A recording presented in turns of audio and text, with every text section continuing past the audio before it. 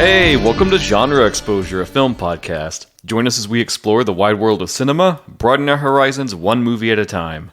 I'm one of your hosts, Dustin, and as usual, I'm here with Michael. Hello, everybody. And Jason. Hey, everyone. For the last time of the year, what's up, guys? How you doing? Hey, doing good. How are you? Splendid. I'm so angry. Angry at what? Angry about the fact that this film exists and the way that it does. The reason that it exists is something to get angry about. Yes, I agree. I think it's okay that the film exists. Kind of It's very irrationally angry. Yeah. No, it's not irrational. It's not the movie's fault. It's very rational anger. It's righteous anger. Mm-hmm. Today, we are wrapping up with a listener episode, and we are talking about The Girl Next Door from 2007. Make sure you get that year down, or you know it's Jack Ketchum's The Girl Next Door. Because there's a lot of Girl Next Doors floating around out there. Strangely, not all of them pornographic. Yeah.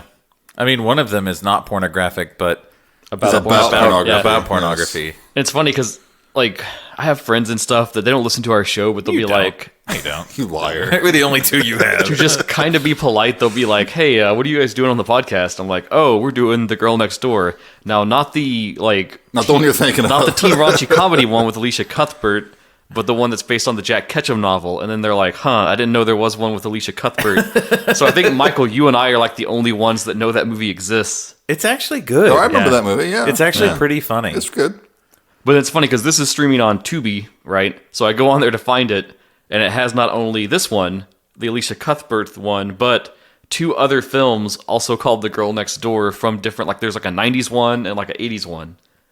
I feel like if you choose the others, you're not going to be as depressed as you would be after watching this one. Depends how bad they are. I mean, the Alicia Cuthbert one's funny. That's fine. That's fine. I don't know Quite about charming. the others, though. The others could be, horrible. Yeah, I don't know. They both looked like thriller, pseudo-horror kind of things. Yeah. But accept no substitutes. No. This is... If it doesn't rip your soul out and stomp on it and then take a giant doo-doo on it, it's not this one. So we're going to get into all of that, but first, keeping it positive, we're going to talk about what we've been watching. Well, unless what we've been watching is shitty, too.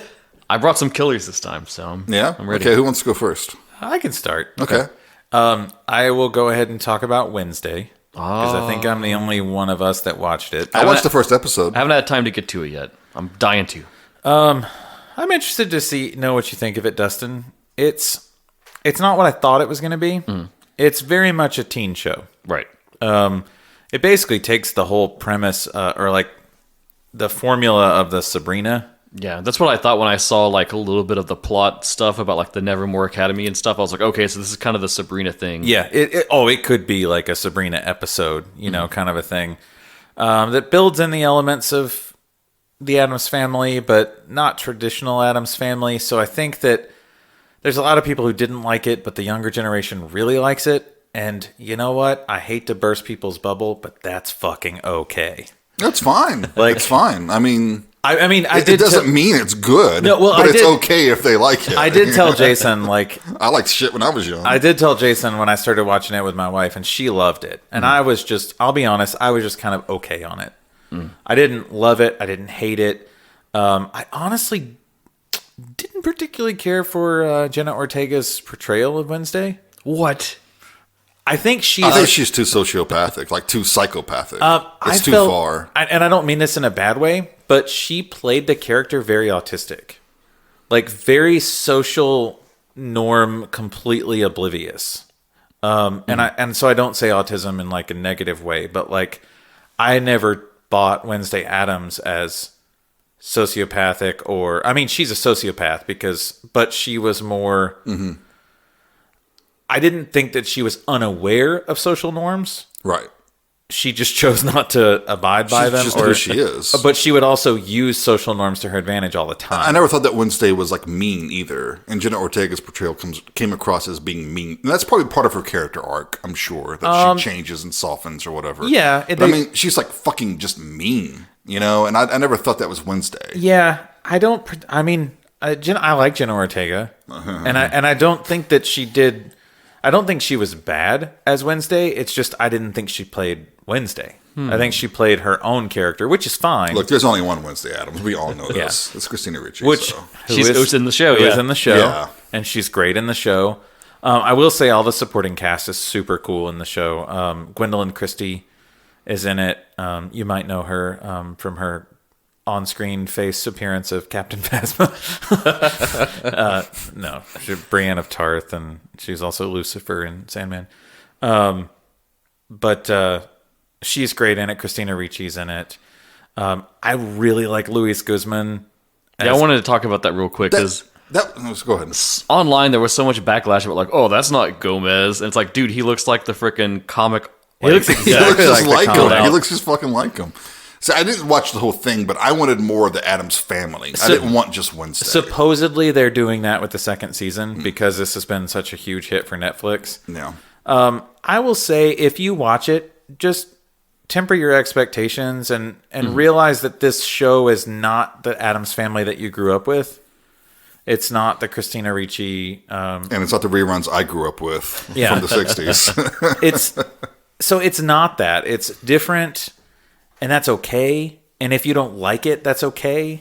You know, like, I don't know. There was a lot of people who were trying to review bomb it. And I'm like, just come on. It just might not be a show for you, and that's okay. It doesn't mean it's bad. Get over it. It's really not that big of a deal. The biggest issues I took with it, honestly, was there was some really questionable CG choices in it that I was like, you got the fucking budget. Yeah. And you're Tim Burton. So, like, why did you...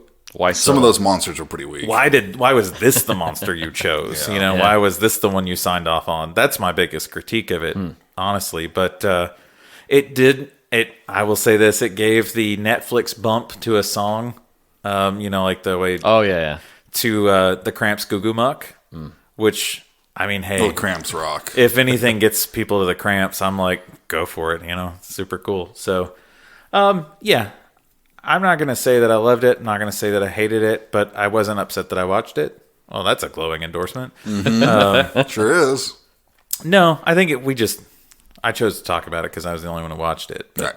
I did tell Jason, I was like, hey, I'm watching Wednesday. This show is not for you. I did try it. I watched the first episode and bits and pieces of the rest, but yeah. Well, I'll have to finally give it a shot then and see where I fall.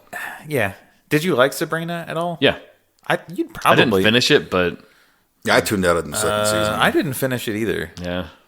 That says a lot. Karen Shipka's awesome, though. I like her a lot. Yeah. I was really on board on that first season, and then like season 2, I was like, okay, this is still kind of cool. And then like the next one rolled around, and I was just like, I don't have time for this. I watched 3. I watched season 3, but they put out that last couple episodes to finish it off, and they didn't get renewed, and I never watched those. Oops. Oh well. Okay. Yeah. Okay, I'll go next Okay. with my one movie. What? Okay. Sure. I watched a few things. Maybe I should recap quickly some of the things I watched recently. You should. I finally watched Nope. I haven't seen it yet. Was it good? Pretty fucking awesome. No. Yeah. Yeah. It's not perfect, but it's damn close. The visuals alone are amazing. It's and this is a good thing, but it's like a mix between the best of M. Night Shyamalan and Spielberg. Yeah. It has that kind of a feel to it. And it has some of the most legit scary scenes I've seen in any movie in a while. Oh yeah, like when I saw it, like I was like, okay, this is like kind of pretty tame. I guess I'm okay with this. And then when they have like I don't know how much I want to spoil. Yeah, don't spoil it. There's a part where a thing happens and a lot of people get hurt very badly. Yes. And you see Something. see stuff, and it's so fucking Things happen, fucking disturbing and haunting that they even depict even part of it. And you don't even see that much. Yeah. But just the screams, and you realize what's happening. You're But also like, the oh god. flashbacks to the sitcom and the mishap that happened during the sitcom. Yeah, I mean, it was probably since Hereditary, some of the most chilling stuff I've seen since Hereditary. Oh, wow. honestly. I mean, take that how you will, because it's extremely subjective, and this is me we're talking about. I don't know. I'm with you. There's not a lot that shocks me much anymore, but Hereditary, I was like, oh shit. Yeah. Oh, okay. I'm not saying Nope is not as good as Hereditary, but it is. It's very good. It's very fun. It has good performances, and I had no idea where the fuck it was going. I love that. I somehow still don't know what it's about. Yeah, that's good. Well, I didn't say Perfect. anything Excellent. then, yeah. I've avoided it. Like I I've seen a couple little things spoiled, but those tiny little things I've seen, I still don't know what it's about. Yeah, the less you know going in, I think the stronger it is. Yeah, even when the trailer played in the movie theater, I saw it, and I'm like, I'm not paying attention to the trailer. I'm like closing my eyes, looking away. Trailers give way too much away. That's what you do when I talk. That's true. I also watched Hatching. What is that? That is a Finnish movie. Okay. It's streaming on. What is it on? What? Yeah, you haven't heard of this one? No, I just was laughing because I just remembered that I kept trolling Piper for like a week. She said something was Swedish, and I was like, "Are you sure you're not finished with it?" Oh God! And she just stared at me for a long time. Yeah, that's a good one. Hatching it's a Finnish movie, and it's about a young girl whose mother is extremely image conscious. She's like one of those social media queens and stuff. Mm-hmm. And she's just completely domineering and dominating of her children. So the daughter finds an egg, and she kind of... I don't know how to say this. But like all of her negative emotions get put into the egg, basically. Okay. You know, and we have like... so then it hatches, and something comes out. And then mayhem ensues. I don't want to say too much more about it, but it has strong Brood vibes. It sounded very brutish. Yeah, so if you've seen The Brood, you know what to expect for the most part. I liked it a lot. I thought it was a very good movie. The way you were playing so coy with how you were describing that, I really thought you were going a different way. With you were like, she puts the egg, and I'm like, oh no. Oh, no. It's not one. No. Oh no. Oh, goodness, no. What service did you watch this on? It was on YouPorn. What's that logo in the corner? Is that Brazzers? No, check out Hatching. I like it. It's very well made. And then the last one I'll talk about, I watched Bodies. Oh yeah, I really wanted to see that. Hadn't got around to it. I like it. It's fun. It's sometimes it will annoy you, but it's supposed to, because it's about a bunch of obnoxious rich 20-somethings who are all just, you know, they only care about themselves. And don't worry, they die, I'm sure. It started to kind of lose me toward the end, but then the ending just, it's perfect. It's a great ending. It won me over. And the ending itself is just a full star. I recommend that as well. It bothers me that they didn't just do Bodies Cubed. The people think it was like some sort of a sequel, like Alien 3 or something. That'll be the sequel title. It'll be Bodies with the 3 in the corner. Yeah. But I recommend it. Check it out. Cool. Okay, Dustin, how about you? I gotta hit you with a double. So, first thing, if you follow me on social media, you know that I have the Shawscope box set Volume 2. Yep. I'm excited to get into it. I'm probably gonna do the whole like roundup thing like I did last year. A roundhouse thing. Roundhouse, roundup. Roundhouse, roundup.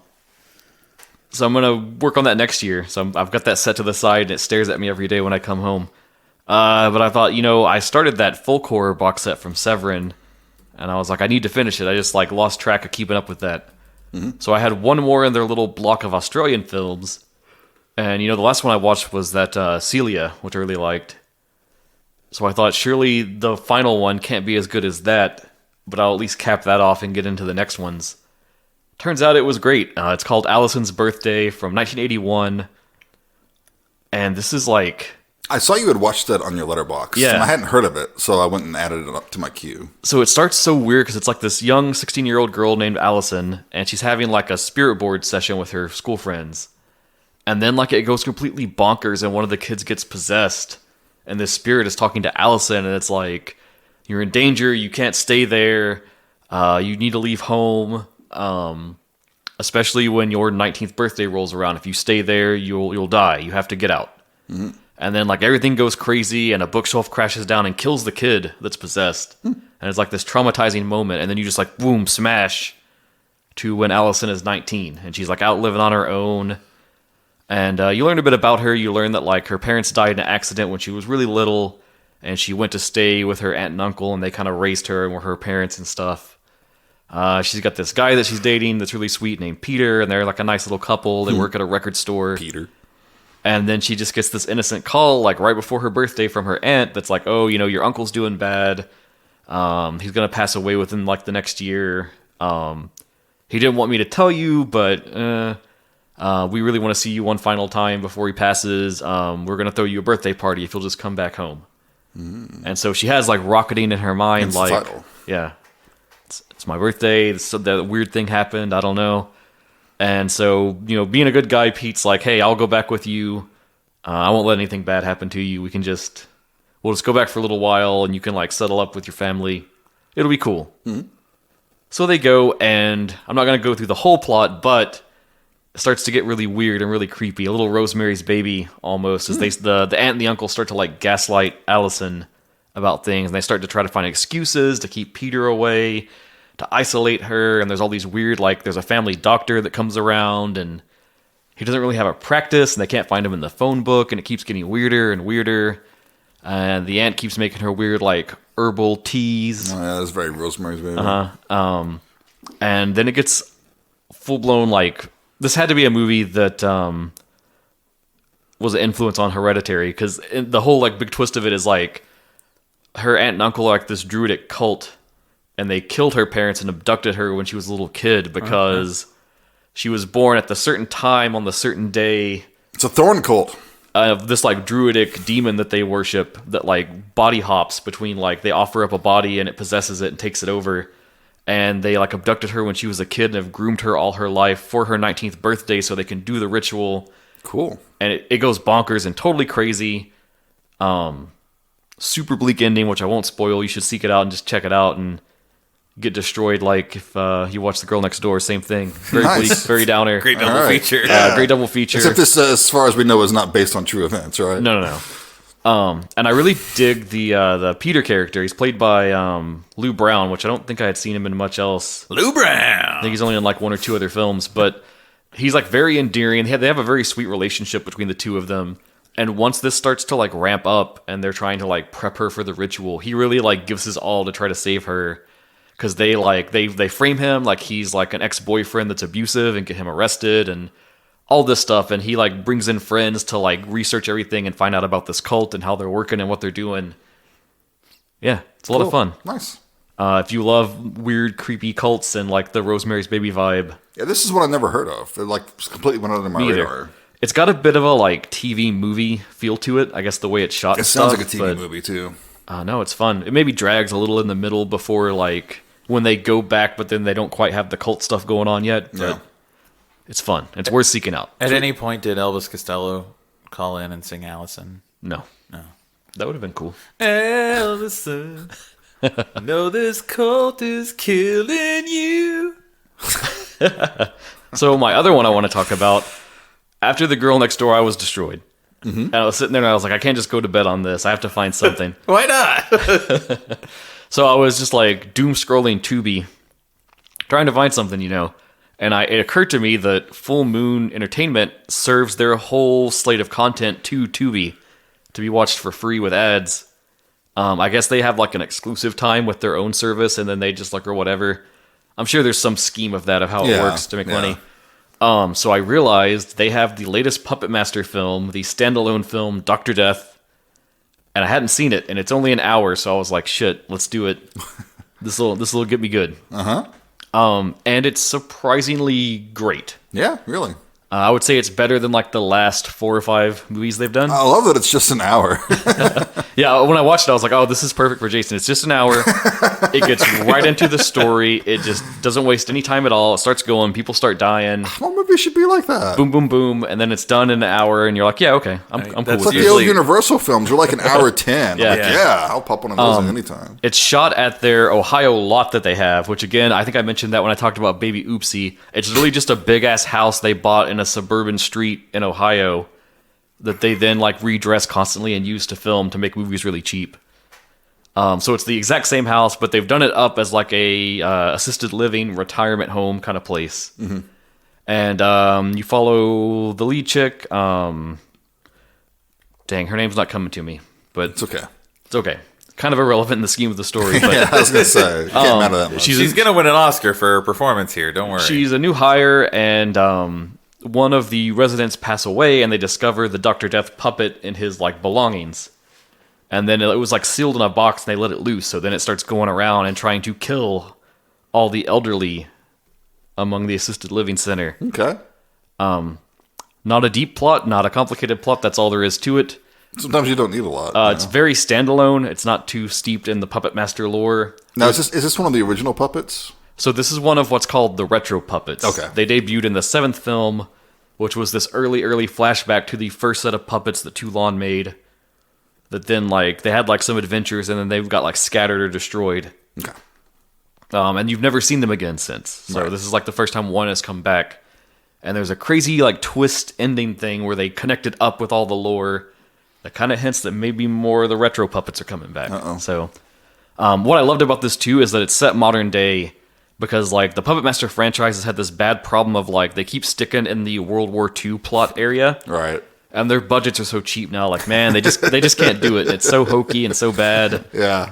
And I didn't realize until I saw this, like, how much I've missed seeing, like, the puppets in modern day just, like, tormenting and terrorizing people and going crazy.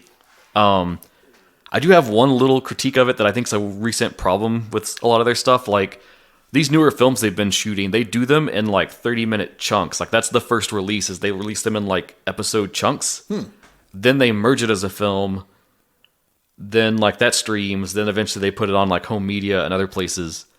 And you can kind of tell that it was made to be, like, episodic. Because, like, right about the 30-minute mark, the lead character, she gets knocked out. And she has a nightmare. And her nightmare is, like, a 30-second supercut of the first 30 minutes of the film. And you can tell that's the break where, like, episode 2 started. Nice. And it's completely awkward, completely unnecessary, and it really reminds you that, like, this wasn't filmed straight as, like, a full-on movie. I don't know how I feel about that. Baby Oopsie had that same problem. Right. There is another, theory to why that could be, is I think you're probably one of the few people who are not watching this movie blitzed out of your mind.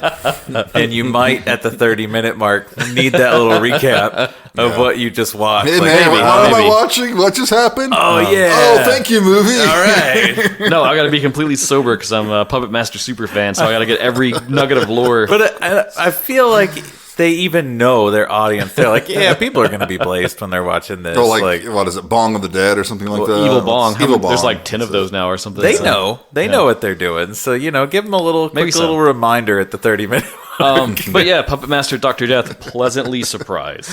You're not tripping. This is really a movie. Oh, thank God. Oh, man.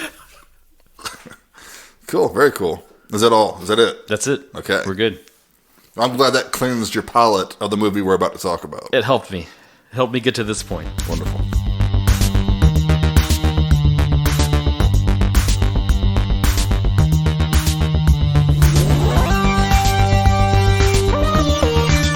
All right, so today we are talking about The Girl Next Door from 2007.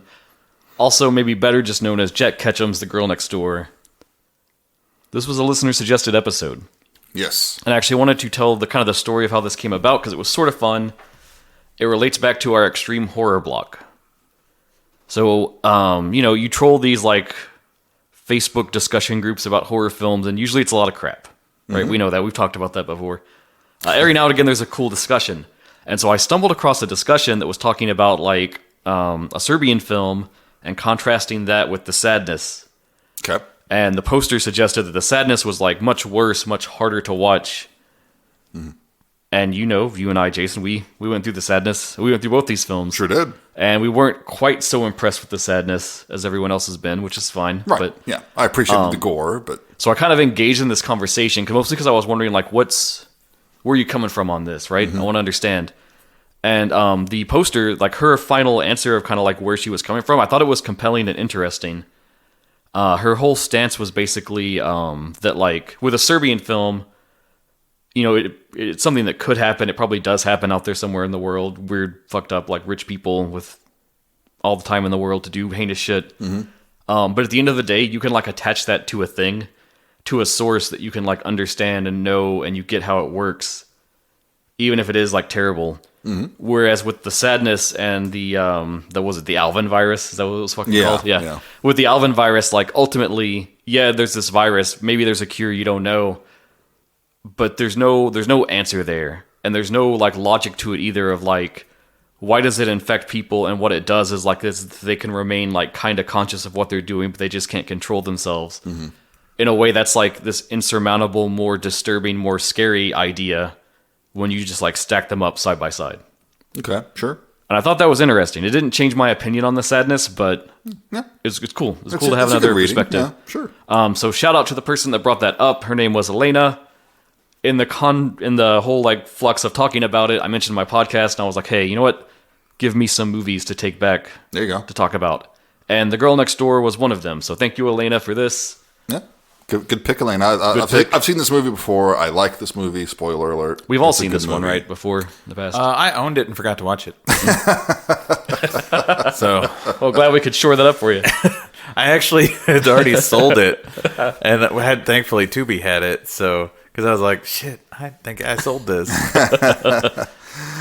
So I guess before we get too deeply in, I want to talk about the genre. Officially, this is listed as crime/drama/horror. I think it's extreme horror. Where do you guys sit on that? I would agree. Not because it's explicit. It certainly isn't. I mean, you don't want to watch this with your kids. That's for sure. No, I did. But it's not nearly well. If they're like one, you can probably get away with it.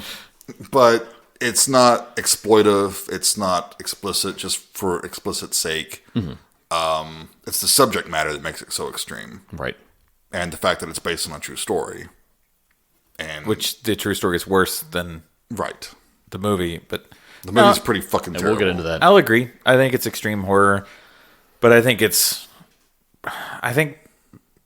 a lot of people would probably shit on that and say that it's not extreme horror because You don't need gore to be extreme. I think for a set of people, though, that is extreme horror. Like, it's stuff that's just there to shock only.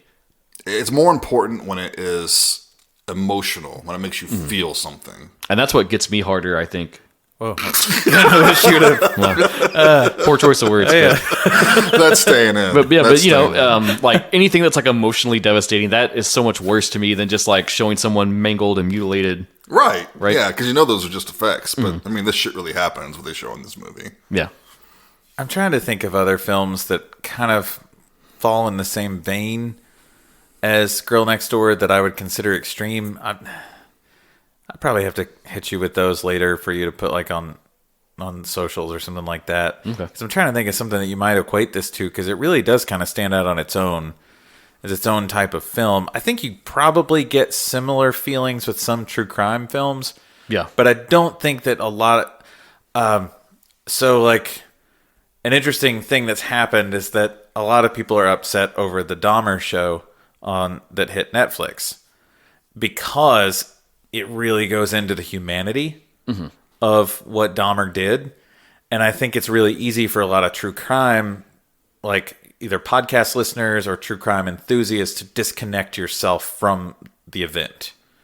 You know, like you get more wrapped up in the procedural part of it and the asking the questions of, well, did they catch him? How did they find them? How did they do it? And you forget the event, the people that were victimized. Right. And I think the Dahmer show, I haven't watched it, but the complaint is that people are like, you shouldn't like this because it's really now showing the victims and what actually happened to them and what Dahmer did. And I think that's what Girl Next Door does, is it reminds you of the humanity of the victimization of what happens. Right. And it doesn't shy away from what happens. It doesn't necessarily show you, Right. but it doesn't shy away from letting you know exactly what's happening. It goes exactly as far enough as it needs to, Yeah. in my opinion. And I think any farther would have been wrong. Yeah. But thankfully it knows where it needs to stop. Right. And it trusts the actors' performances and stuff like that to really Yeah. sell it. There is another adaptation of this whole, like, the original true crime case. That is An American Crime from 2007. Same year. Interestingly, it was supposed to come out in 2007, and that's like kind of the date attached to it. It had distribution problems, got denied a theatrical release, and then got dumped onto Showtime in 2008. Have you seen it? I have. I have to. It's more true to the actual case and the events. Yeah, it's actually based on the real names and everything. It's kind of one of those like docu true crime things almost, where they just like totally adapt it like beat for beat as best they can. Yeah. This one takes liberties, but I think it does it in a way to tell interesting things. I think it's a better movie than American Crime. I agree. Well, I guess should we get into the Let's do it, yeah. Yeah, let's do it. I can hit you guys with a synopsis. In a quiet suburban town in the summer of 1958, two recently orphaned sisters, Meg and disabled Susan, are placed in the care of their mentally unstable Aunt Ruth. But Ruth's depraved sense of discipline leads to unspeakable acts of abuse and torture that involve her young sons, the neighborhood children, and one 12-year-old boy, David, whose life will be changed forever. Now, I don't really like that synopsis. But Well, it's It's not wrong. It's just wrong. also not right. yeah. a very sanitized synopsis, but I mean, it's basically what happens. I mean, technically. Technically, you could say it's a movie and there's people and they do things. Yes. I will say, my biggest complaint about this movie is there's not enough William Atherton. Yeah, but we do get some William Atherton, which is better than none. Yeah. He didn't talk about the Twinkie at all, though. He did not. He's the grown-up David. We meet him at the beginning of the movie. Yeah, because we start modern day. Yes. And he's walking along, and there's this homeless person who gets hit by a car. And everyone's sort of like, oh, just gawking and staring. But he gets down there and starts giving him, CPR and stuff. Yeah, mouth to mouth. They really focus on that, too, that, like, Yeah. the dude's, like, dirty and haggard and stuff, but he just dives right in to help him. Doesn't hesitate at all and saves his life. And then we get him talking about how, do you know what pain is? What's your idea of pain? You don't know, babe. Right, yeah. So then we get this flashback to 1958. Yeah, he's clearly haunted by something, and then he kind of goes into recounting what that is. Which, in the flashback to 1958, we kind of get through a little bit of exposition that Meg is the new girl in town. She's just moved in. It's her story is mostly told through hearsay from the boys that her family's dead. They got hit by a car, and this is what this movie does so well. And what disturbs me the most about it is how real it is. It feels very natural. That the boys focus in on the horrible details. Like, oh, they were dead instantly. They got hit by a fucking Chrysler. Yeah, David is not quite as, vicious as his friends are. Because we meet him, there's kind of this cute meet with him and Meg. Yeah. He's at the river. He's catching crayfish and stuff like that. That's how he finds out a little bit about her and stuff. But I mean, there's an instant connection. Yeah, she just kind of walks up, asks what he's doing, and he just was like, hey, do you want to try? Yeah. You can try too. Yeah. But then when he goes to goes to hang out with his neighbors, his friends, like the youngest brother is feeding night crawlers to ants. Yeah. There's already that little trend toward, viciousness they have. It made me think of the start of The Reflecting Skin, Yes. where they're wanting to torment the frogs. Right. Yeah. But it has a very, like, I would say almost like Stand By Me vibe, where it's like this idyllic 1950s, kids running around, having fun.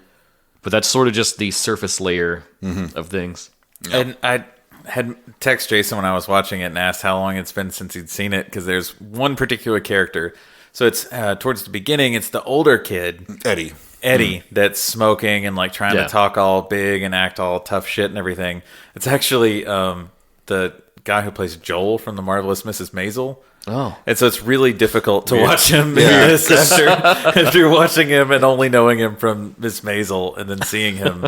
Which is an awesome show. If you're not watching it, you should. And then seeing him in this, you're like, oh no, Joel. No, Joel. Oh my God. Joel, don't get involved in this, And Joel. the horrible thing is, it's about the same time period, too. Because Mrs. Maisel was set there in the 60s. Yeah. It's like he grew up to become, this is who he was before the show. Ooh. Wow. But yeah, his neighbor, it's Ruth Chandler, and she has 3 sons, Willie, Ralphie, and Donnie. Mm-hmm. And she's kind of the cool mom, I guess, on the street. She's the cool mom. She gives the kids beers, and she talks straight to them and stuff like that. I think David even calls her one of the gang. Yeah, she feels like one of the gang. Yeah. And see, her character bothers me from the beginning because I don't think that she's the cool mom. I think she's a very fucked up individual. Well, yeah, obviously. Who has like very... That's apparent to us, the viewer, but not to the But when kids. you're like a 13, 14-year-old kid, she's awesome. I don't know. I had some friends whose parents were those parents, and I never thought they were that cool. But, I was a big square, so... Right. I think that's partially where David is, too, because he's never quite David, I think David knows, like, I don't think this is the I mean, way. he'll have a beer or something, but it's not like, he doesn't jive completely with the other kids. And also, speaking of Ruth, I mean, Blanche Baker is awesome in this movie. Yeah. You have to give her some props on this. This is the type of character that is so hard to play, I think, because you really have to go for it. Yeah. And you just ask William Atherton. You play a bad guy, and people think of you as that bad guy. Mm-hmm. And there's no getting out of it. You're typecasted forever, so... and then they also talk a little about playing the game, in quotation marks. Oh, the yes, game. yes, the game. And the book goes into much more detail about that, about the game. But basically what we see is they blindfold one of the younger girls, and she has to go find the kids who are hiding, and she has to hit them with the apple or something, right? Mm-hmm. But then they start chasing her with the apples. It seems like one of those kids' games that just doesn't make any sense. It's like, it doesn't matter what you do, and this is kind of spelled out a bit more in the book. It doesn't matter what you do, you're fucked. You're it. Right. The rules have no purpose other than to just shit on someone. Yeah. So then they tie her up and they're asking her all these personal questions and stuff like that.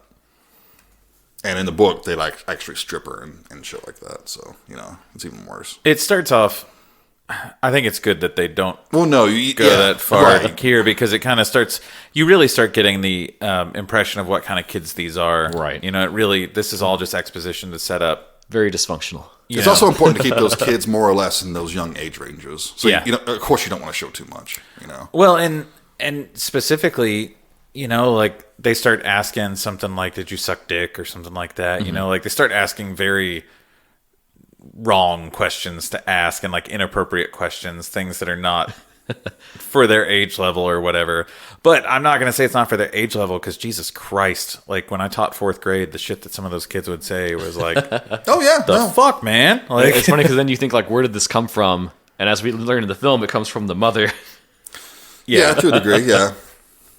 Well, I think this film really is way ahead of its time too, in the book itself, because I think it's really talking a lot about toxic masculinity. Yeah, the book came out in '89, mm-hmm. and that's way ahead of its time. From that it feels like just within the last 15 years, we've really been addressing toxic masculinity and what it means to be a man, and and this really this really gets in there, right, about what it means to be not just a man, a human, but specifically where these are all male children, and even the same, you get these different interactions too with David and his dad and his mom, mm-hmm. and you see already much more like a traditional 1950s family structure. Yeah, but you already see how conflicted David is. His view of what a man is what his dad does, mm-hmm. and he's respectful to the mother. He works hard, even when his dad is not. No. Sorry, got a little jumped ahead. No, it's good. A little bit on that. No, it's good, yeah. A lot of the setting involves this fair that's going on in town. And there's this telling scene, when we really first see that things aren't great with Ruth, is when she's sitting around with the kids, they're watching TV, smoking, drinking beer, and she's talking about the fair and how what they need is a good hoochie coochie show like they used to have. Yeah. So she kind of dances around a little bit suggestively and she stuff like that. She hikes her skirt up, too. Yeah. Half shows some ass. And she's talking about sexual things with the boys that she really should not be talking about. No. Mm-hmm. But she's already, the way she's presenting Meg and the way she's talking about Meg is a piece of meat. Yeah. And even less than a piece of meat to her. It's somebody she's stuck with that she mm-hmm. didn't want to have in the first place.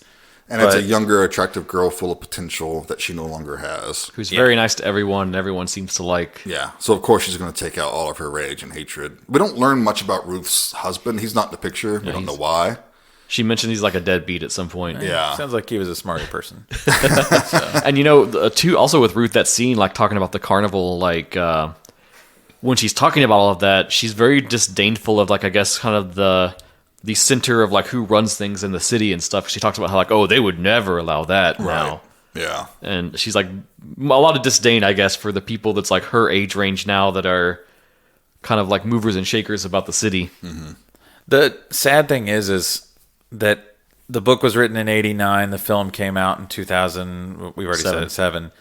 And still it's the same fucking conversation over and over. Like you hear Ruth is the everybody gets so offended these days. Yeah. Yeah. You can't say anything anymore. I'm just telling it like it is. She is that fucking person. Yeah. Like, Right. and it just makes you, I think part of the anger of this film that it brings up is it reminds you that we haven't changed. Right.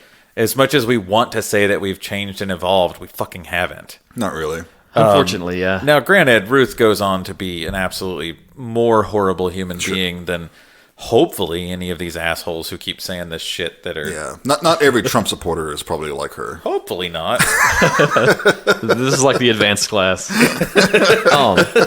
One of the first like early telling things that something's not right that I thought was interesting is it's a scene where it's at like a public pool, and David's he's going to buy like a burger or something, and Meg happens to show up there, and she asks if she can have one. Yeah. She says she hasn't eaten in like 2 days. Yeah. And we get a slight glimpse of this in the house in the scene prior where Ruth has taken all the boys and she tells Meg, now stay out of that icebox. Can't have you eating all that ice cream. You stay here, Yeah, take fat. care of your sister. Yeah, don't get in the icebox. Yeah. And it seems like it's not an innocent thing to say, but it seems like more of a jest than a actual, But still extremely mean. I'm not fucking feeding you. It's that sort thing. of mental cruelty. But this gives us a chance to already see David's character as well, because David doesn't hesitate and just buys her, gives her his food and buys himself another one. Yeah. And Meg starts talking about how she used to paint, stuff like that, but can't do that now. But it's interesting because what David tells her at first is like, well, maybe there's just some misunderstanding between the two of you. Like, maybe you should talk to her. Maybe I could talk to her. Yeah. And we can clear up whatever this weird problem is. And of course, Meg already knowing is just like, no, don't say anything. It's Don't way do worse anything. than that. Yeah. But yeah, the painting stuff, he encourages her to paint. He wants her to paint a picture for Ruth. And she says, no, Ruth would just sneer at it and burn it or something and tell me I'm stupid. And he's like, well, paint one for me then. Which we've already seen this, I think, at this point in the movie, because right before he starts the flashback, he like, in the adult time period, he pulls out this like watercolor painting. Yeah, that was obviously done by a child. Whoa. That was uncalled Look, for. it wasn't that great, is what I'm saying. Jesus, man. There wasn't a lot of perspective. There was like no shading. And it is, You're a Skiro. and it's also him by the river, which is the first scene we get in the flashback. Yeah. God, Jason's just already like laying into this girl's artistic ability. But yeah, Meg makes that for David and brings it to him, and it's this really sweet scene to you where like he's on the porch with his mom. Yeah, and his mother just stays there on the porch. Yeah. She won't go away. Watching the whole thing. She's like, oh, that's sweet. But that little scene is very subtle, though, just to show you the difference in Family dynamic. in family dynamics and lifestyles. That, like, David's mother thinks it's really sweet and thinks that Meg is a really sweet girl, and is like very supportive and just very like, well, this is really nice. Whereas Ruth would have been absolutely vulgar and cruel about the whole thing. Yeah. Which she becomes. Yeah, which we find out she does do. And we also David gets some glimpses across the yard of like Ruth mistreating Susan. Because Susan's trying to help with laundry. And she's in fucking, her legs are in braces and shit. I'm assuming polio. Yeah. Well, it's from the wreck, they say. I think it's an accident. Well, I'm still assuming polio. Now, in real life, the young daughter, the young sister did have polio. See? It's the 50s. Everybody's got polio. Right. It's just a little polio. It's like a 50-50 chance, I guess. And she's like dropping the laundry and Ruth's going off on her. So that's probably David's first glimpse that things really aren't too kosher over there. Have you all... So this brings me to a question that I wanted to ask. Like, growing up, did you ever see this with any kids that you knew? Off the top of my head, I don't know. I don't think so, but... I think so, but it's also very much like in the movie. Because especially when you're a kid... That's exactly the point that I wanted to build on. You don't know what is exactly appropriate and what isn't. It's not your home. Like, Yeah. it's not the way it is in your home. But then you start to wonder, like... Is this okay? Is this a normal thing? Because growing up, like, I played baseball, and I watched a lot of interactions between sons and fathers. And realized, like, as I got older, I realized, holy shit, that's not okay. Yeah. Like the things that dads would say to their sons and the way that they would treat them. And you realize, oh shit, that's fucking abuse. Yeah, they were being abused. But as a kid, I think you Maybe can it's really, normal. Yeah, I think you can really identify with David, and like you want to get mad at David. You really want to in this film, just because you want someone to do something. Yeah, I definitely Right. struggled with that my first time I watched it. But also, you got to think about the setting too. It's the 50s, and again, the book does a better job of hammering this home. But it's like, especially back then, you didn't talk back to adults. You didn't question adults. Right. You know, any adult would have had the right to like smack you if you were misbehaving or doing something wrong. You know, and your parents probably wouldn't say shit about that. They would say, "Oh, well, thank you. You know, thank you for disciplining them." Yeah. You know. And I think, too, these early scenes where David's seeing this, one of his rationalizations he brings up is like, well, she's probably not used to having, like, daughters around because she's only had sons this whole time. Yeah, he's trying to rationalize everything. It's I found myself thinking a lot during these scenes, not so much when it gets extreme. Right. You I know, would like, hope not. but like in these early scenes where you just see little interactions between Ruth and the girls that you started to remind me of when I was a kid, just seeing the way different families did different things. Yeah. And some are super loving and super caring, and then you see others that were very dismissive and very like negative Verbally abusive. Yeah. tone, you know, and like things that, and I always would think like, should I say something? And then I would ask my mom, and she's like, you know, that's not really our place. You know, we don't do that in our house. Yeah.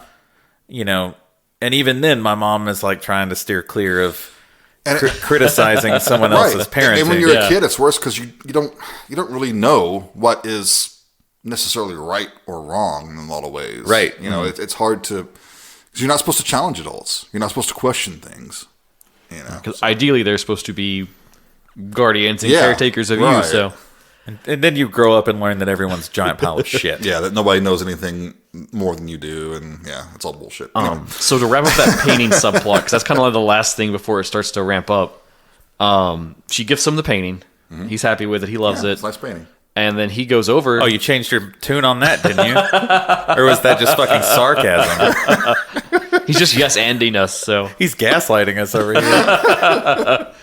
But he goes out on a limb to show up with everyone there at Ruth's place and to give Ruth the painting and say like, "Oh, Meg made this for you." And Meg's shitting her pants. She's like, Yeah. no, the entire time. That broke my heart for Meg. Yeah. And Ruth is just so cruel in this Oh, she moment. lays into her. And the way she does it, though, is worse than if she never criticized the artwork. She never criticized, like No some perspective. people. What the fuck? She didn't criticize the fact that she painted it. All she criticized was she took it all sexual. Right, yeah.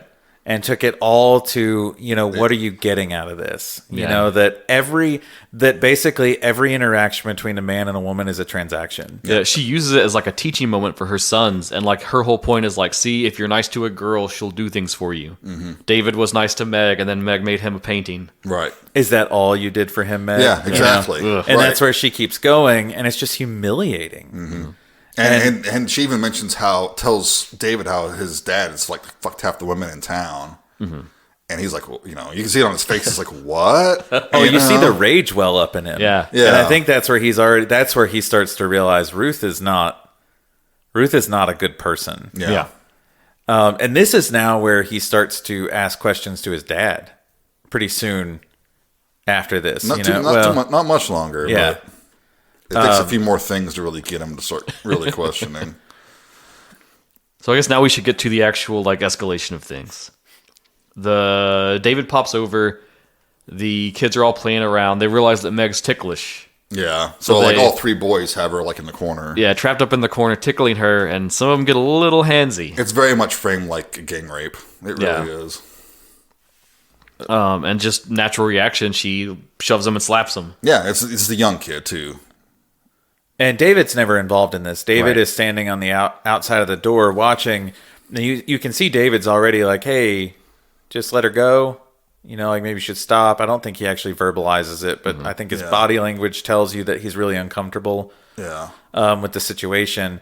But of course, the little shit that gets smacked after he grabbed a boob, Yeah, it's Ralphie. Ralphie goes downstairs, gets Ruth, brings her back up, and it's not going to go well. No, This is going to go terribly. And this is Meg runs out of the room, right? Yeah. And then they open the closet door and Susan's in there. Yeah, just trapped in there. And it's like, what the fuck? Did they just have they trapped her in the closet? I mean, Or is she probably. hiding in the closet? I feel like they probably put her in the closet. I would say they put her in there. That just seems like such a bully little kid thing to do. Yeah. Yeah. And then, of course, Ruth comes in and... Because Meg won't come out, she decides to put her ire onto Susan. Yeah, Susan has to pay for her. And she starts this whole lecture about what it means to be a conniver. And that she's in connivance with Meg. Yeah. And then she's like, well, what do you mean? She's like, well, Meg did a bad thing. She hit Ralphie. But you'd forgive her for that, right? Because you love her because she's your sister. And she's like, well, yeah, I guess I would. Yeah. And she's then you're a conniver. She's, well, then you're in connivance with her because that's wrong. And you should, not like her for doing something that's wrong. She says you can't forgive someone because you love them. Yeah. Wow. Okay. So then she beats Susan and makes the boys watch. Not just beats her. She strips her. Yeah. Bends her over bare naked. It's like a wire brush or something. It's a toilet brush, yeah. Yeah, and that David is... At this point, David is like, I need to go home. And Ruth actually tells him to stay. Yeah. And then Ruth turns to David and she's like, now you know that you don't need to tell your parents anything that happens here. What happens here stays here. Right. And because she can already see David's going to be... He's the weak link. And He's going to be a problem for her. Right. And this is also where once Meg finally comes out and is trying to protect Susan, Ruth takes the ring. She's got a ring necklace. Her mother's ring. That's her memento of her dead mother. Yeah.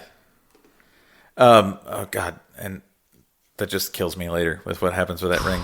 That was a rough scene.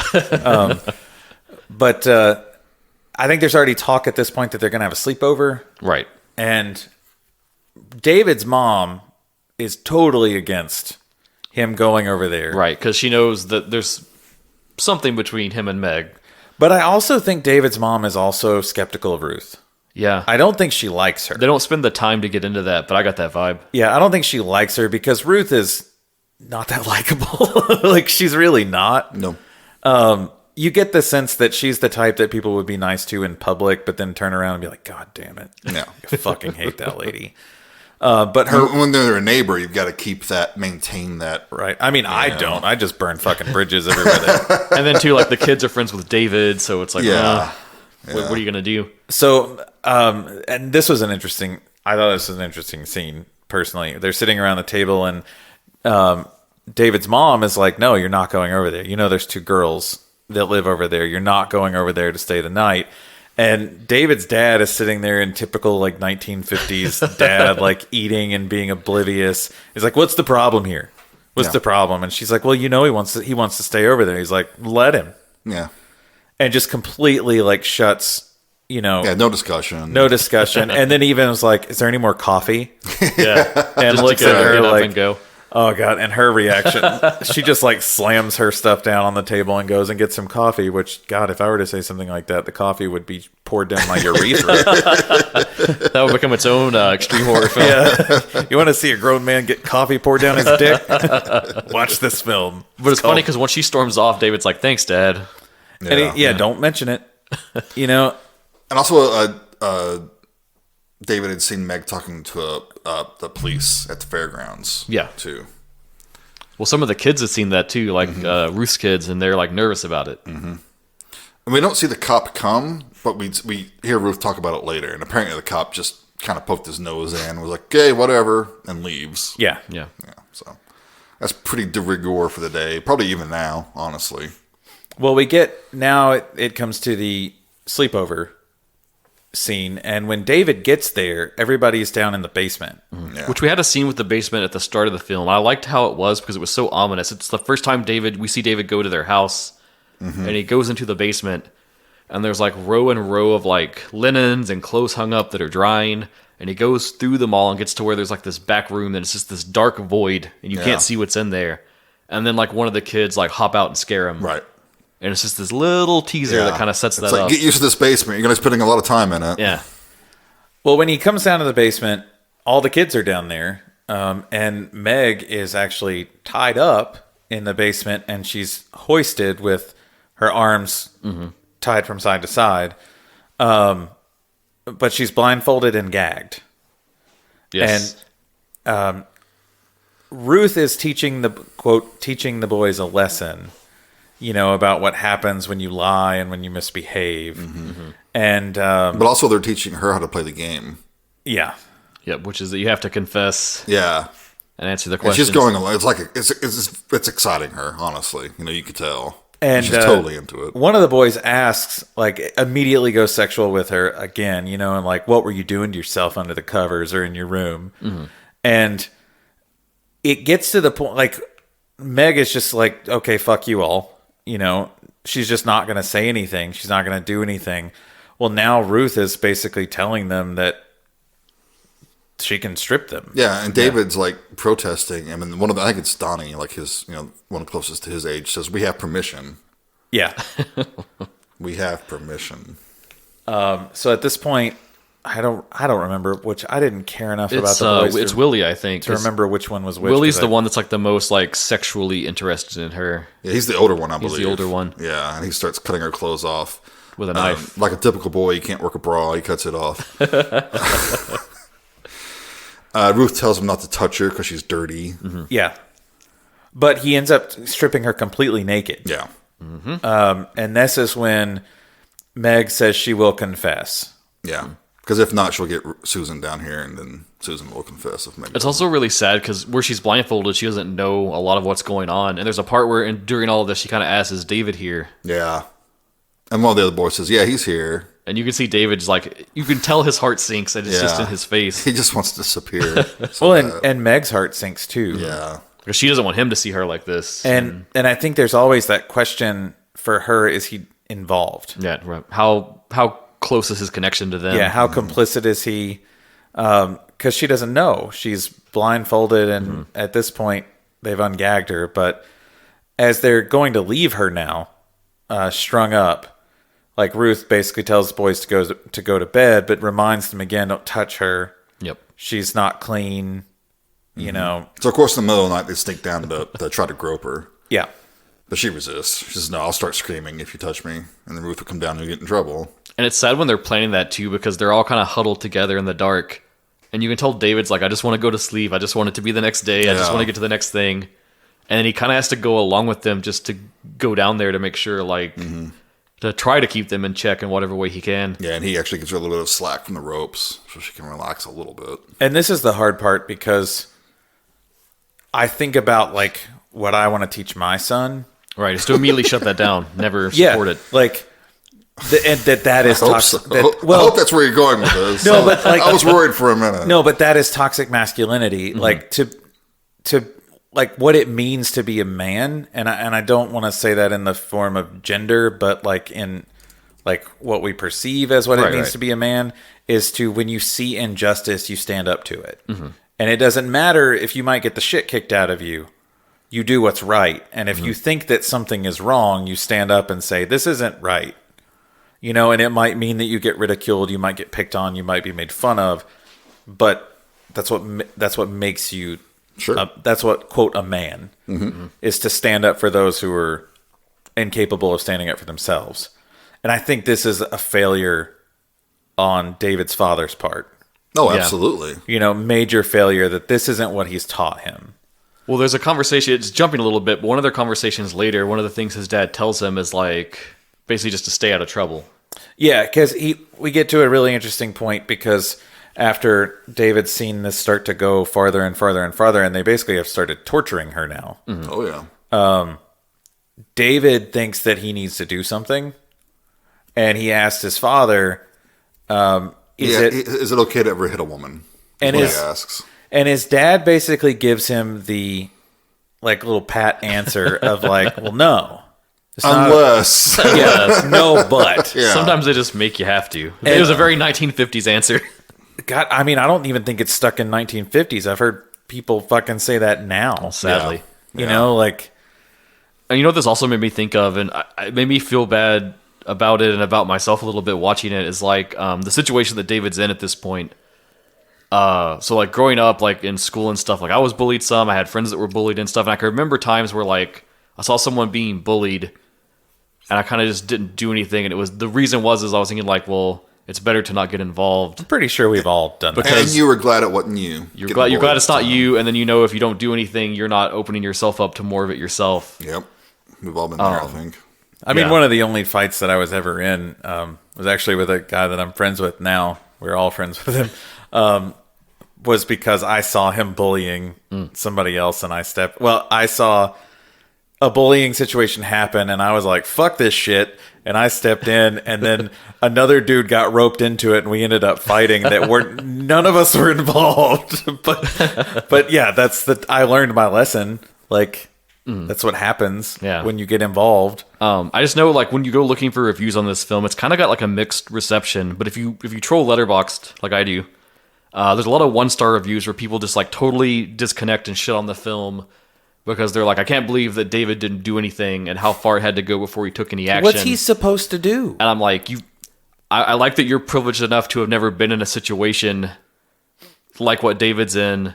It's different if you're in that moment. And I see what they're saying. Like, yes, that is what we should be saying. And that's the emotion you're supposed to have. You're supposed to be angry about the situation. Yeah, but it's like the kid said, they have permission. But, you know... And now, what am I wrong? Adults know everything. But right? the second time the police come, that was from David, right? Yeah. Yeah. So David does do something.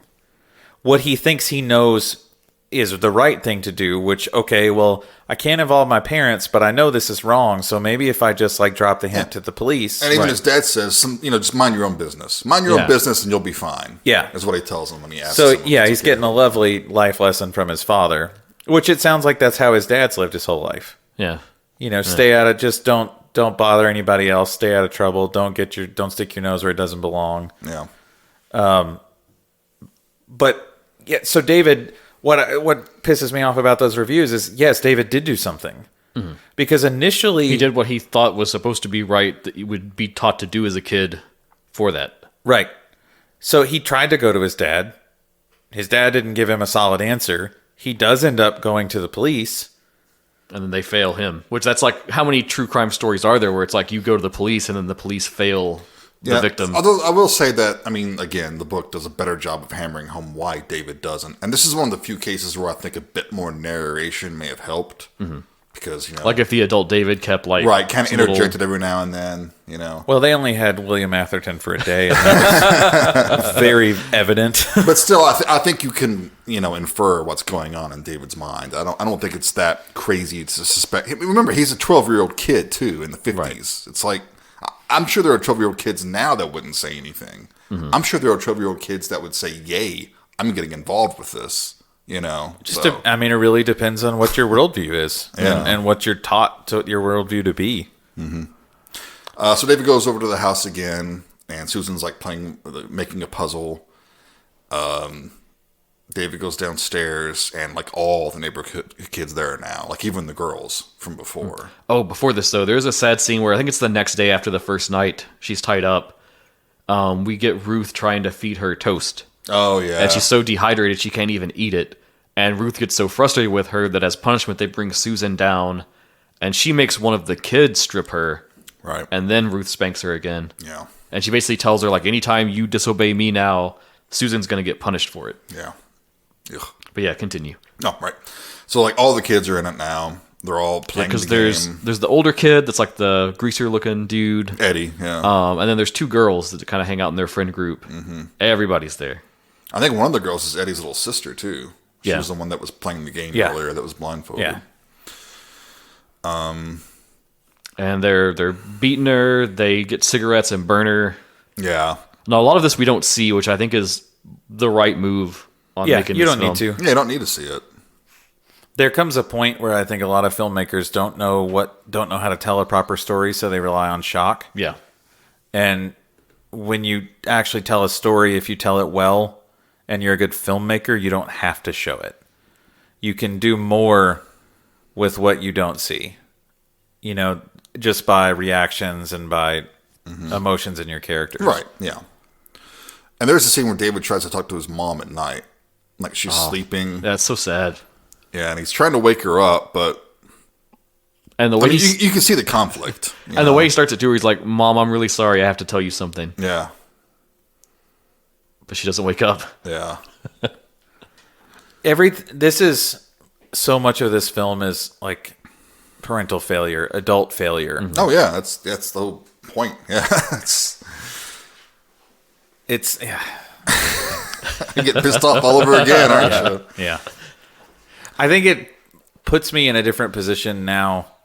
I'm not saying that you wouldn't feel this if you don't have children, but I think when you do have children and you start having a little bit more introspection, thinking like, how do I want to be? What kind of father do I want to be? Right. Mm-hmm. How do I make sure that my child grows up to be like a good human? Mm-hmm. Like, I don't really care what he does in his life. I just want him to be a good human. Yeah, be a good person. That's really all I care about. Right. Mm-hmm. And then you start to think about, well, how do you do that? Yeah. Yeah. Like, there's so many other factors and influences in the world that can completely change that you have to be all the time. And I think the only way to truly do that's model it. Like, your kid has to see you doing that all the time. Yeah, lead by example. Mm-hmm. And because, like, how many of us will choose to do things in our lives because we watched our parents fuck up and we don't want to do that? Mm-hmm. And it's okay to fuck up, but, like, you need to be honest about it. Yeah. But then Yeah. you need to try to do as best as you can. And then when you watch a movie like this and you just realize, like, every little opportunity that David's parents had to help him and help Meg and do the right thing, they just didn't fucking do it. I don't know how many parents I've seen that, and not to this scale. They're not. I wouldn't say they're abusing their child, but they're definitely ignoring their child. Yeah, because they neglect. got all the shit in their life that they want to do or they're dealing with and stuff, and it's just like, And I like what you said, Michael, because it makes me think about Ruth still. She's obviously not happy with her life or where she is, but you can tell just through her actions and the way she talks, like, all of that, she puts the blame on other people. Yeah. She never tries to, like, own any of that or come to terms with any of it. And she's making herself feel better by becoming this cool person that is teaching the kids all the things that she wished someone else would have taught her. And then Meg's kind of a focus because, like, she is everything that Ruth would have liked to have been, Yeah. but never had or didn't get to have. And I don't know, Jason, does the book go into any more introspection from the parents, like from David's parents? no, it's all point of view of David. So I do find it interesting to kind of wonder how much David's parents might think is going on. Yeah. They can't be that oblivious. There's clearly some relationship there because, like, if you believe Ruth, she knows stuff about his father. Right. Maybe they all went to school together. We don't know. But, like, they can't be that oblivious to what's going on with the girls. I don't know, man. How many times have you seen, news broadcasts where there was some horrible thing committed in this house? That's Children true. were being abused for years, and everyone's like, "Oh, they were so quiet. We didn't even know." And I always call fucking bullshit on that anyway. Because I'm like, you know. Now, Just maybe you don't want to get involved. It's like the that's the David's other- dad yeah, says. that's where I was going. That's the Mind other your own thing, too, is, like, business. how much do you want to get into another family's life and what they Yeah. got going on, really? Right. It's like they were chicken shit too, and we're just like, well, it's easier to not say anything. And that was just like basically the thesis statement of this entire story, which Oh, is yeah. just it's easier to not say anything, Yeah. to not do anything. So David gets the officer to go by again. It's an interesting scene because he's over there when it happens, and there's like a knock at the door. And at first, Ruth isn't going to leave, and she's going to send one of the kids. And then he's like, well, what if it's the police officer guy again? And you probably need to go up there to help get rid of him. He says something like, "Do you really want to leave that to them?" Yeah. She's like, "Oh yeah, right." And this whole time, Ruth's appearance is getting even worse and worse. Like, She gets like paler, looks thinner yeah, almost. her in a hair is way. not Yeah. being made up. She's wearing like her nightgown and shit, and just Like, you get dressed to go to work from home. yeah. Well, at least I'm not torturing girls in my basement. That's true. Don't worry, listeners. We are in his basement right now. It is tortured victim free. Except we're torturing you with this podcast. But I mean, like, Yeah, at one point, because Ruth knows that David's sweet on Meg. At one point, he says that she will straight up kill David and Meg if he does anything. Like if he tells anyone or tries to rescue her. yeah, this is the big escalation from Yeah. Ruth. This is where she's straight truly, up kill, and you believe her. I mean, she's Yeah. not bluffing. yeah. So she goes to take care of the officer. Jennings is his name, Officer Jennings. Officer Useless. And he says, like, hey, I've heard that, like, Meg's got bruises on her. Someone's, like, hitting on her, beating her and stuff. What's going on with that? I'd like to check her out, get the story. And with the help of her son, she kind of weaves this whole tale of, like, oh, it's just kids roughhousing. You know how it is. Yeah. They just got a little too rough by accident. And the whole time that her younger son is like in her arms, Yeah. and she's just loving all over him. Yeah. He's just a little guy. He's just a tiny fellow. He would never hurt anyone. I do think though, And like in fact, it's his birthday. we call him Officer Useless, but I think he does know something's up here. Yeah, but he doesn't do anything. But how much of his hands are tied? You know, like how much can he truly do? If He can, see Meg. He can Yeah. demand, hey, you got to produce Meg. Well, you know? she said at the time the girls are out shopping. Yeah. So she said even Meg's not here. Yeah, that's when you come back later, or maybe you stick around. Maybe, ask for a cup of coffee or something. That's okay, I'll wait. Yeah, he should. He should. But at the same time, this doesn't surprise me at all because do you know how many fucking CPS referrals my wife puts in on a daily basis and they never follow up on them? I have no doubt. You know, I'm and not she's surprised. like, she's checking up on. There's no money in that, Michael. What would I She's do that? checking up on kids that she's seen that she's like, yeah, I'm 100% they're being abused. And, Yeah. and the CPS is And like, if a doctor says, hey, this person's being abused, you should probably fucking listen. yeah, You know? and CPS is like, we didn't follow up on it. We didn't find any evidence. And it's like, okay, fuck you. Fuck all of I you. didn't try very hard. That's what makes this movie even more infuriating too, Yeah. is because it's still fucking happening. Oh, yeah. So while they're busy with the police officer, David has a plan that he's hatched. And he loosens Meg's bindings and he tells her that he's going to give her some money. Well, first he wants to give it to her. And then she's like, no, if they found it on me, they'd go crazy. Right.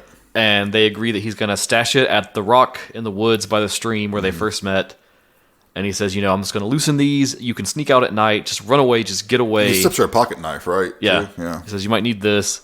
And he says, just get away and get safe. Get to somewhere where they can't get you. We will come back for Susan somehow and get her too. But that doesn't happen. He goes back to check the rock the next day, and the money's still there. Mm-hmm. Then he goes back to the house, and that's just when things are even... Because he goes there to find them raping her. Yeah, it's Willie, again, the one that's been the most focused on her. Yeah. And Eddie's there again. And then Donnie, which is like not the youngest, but I guess that'd be the middle kid, he wants to take a turn with Meg next. And Ruth tells him that would be incest, because he'd be a skinny dipping in his brother's scum, as she puts it. Yeah.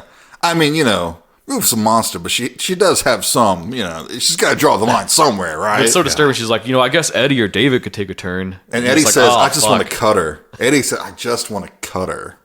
It makes you wonder what's up with Eddie over there. Oh, Okay. I mean, I don't think Eddie stood a chance at being a normal human. He was gone from the beginning. Yeah.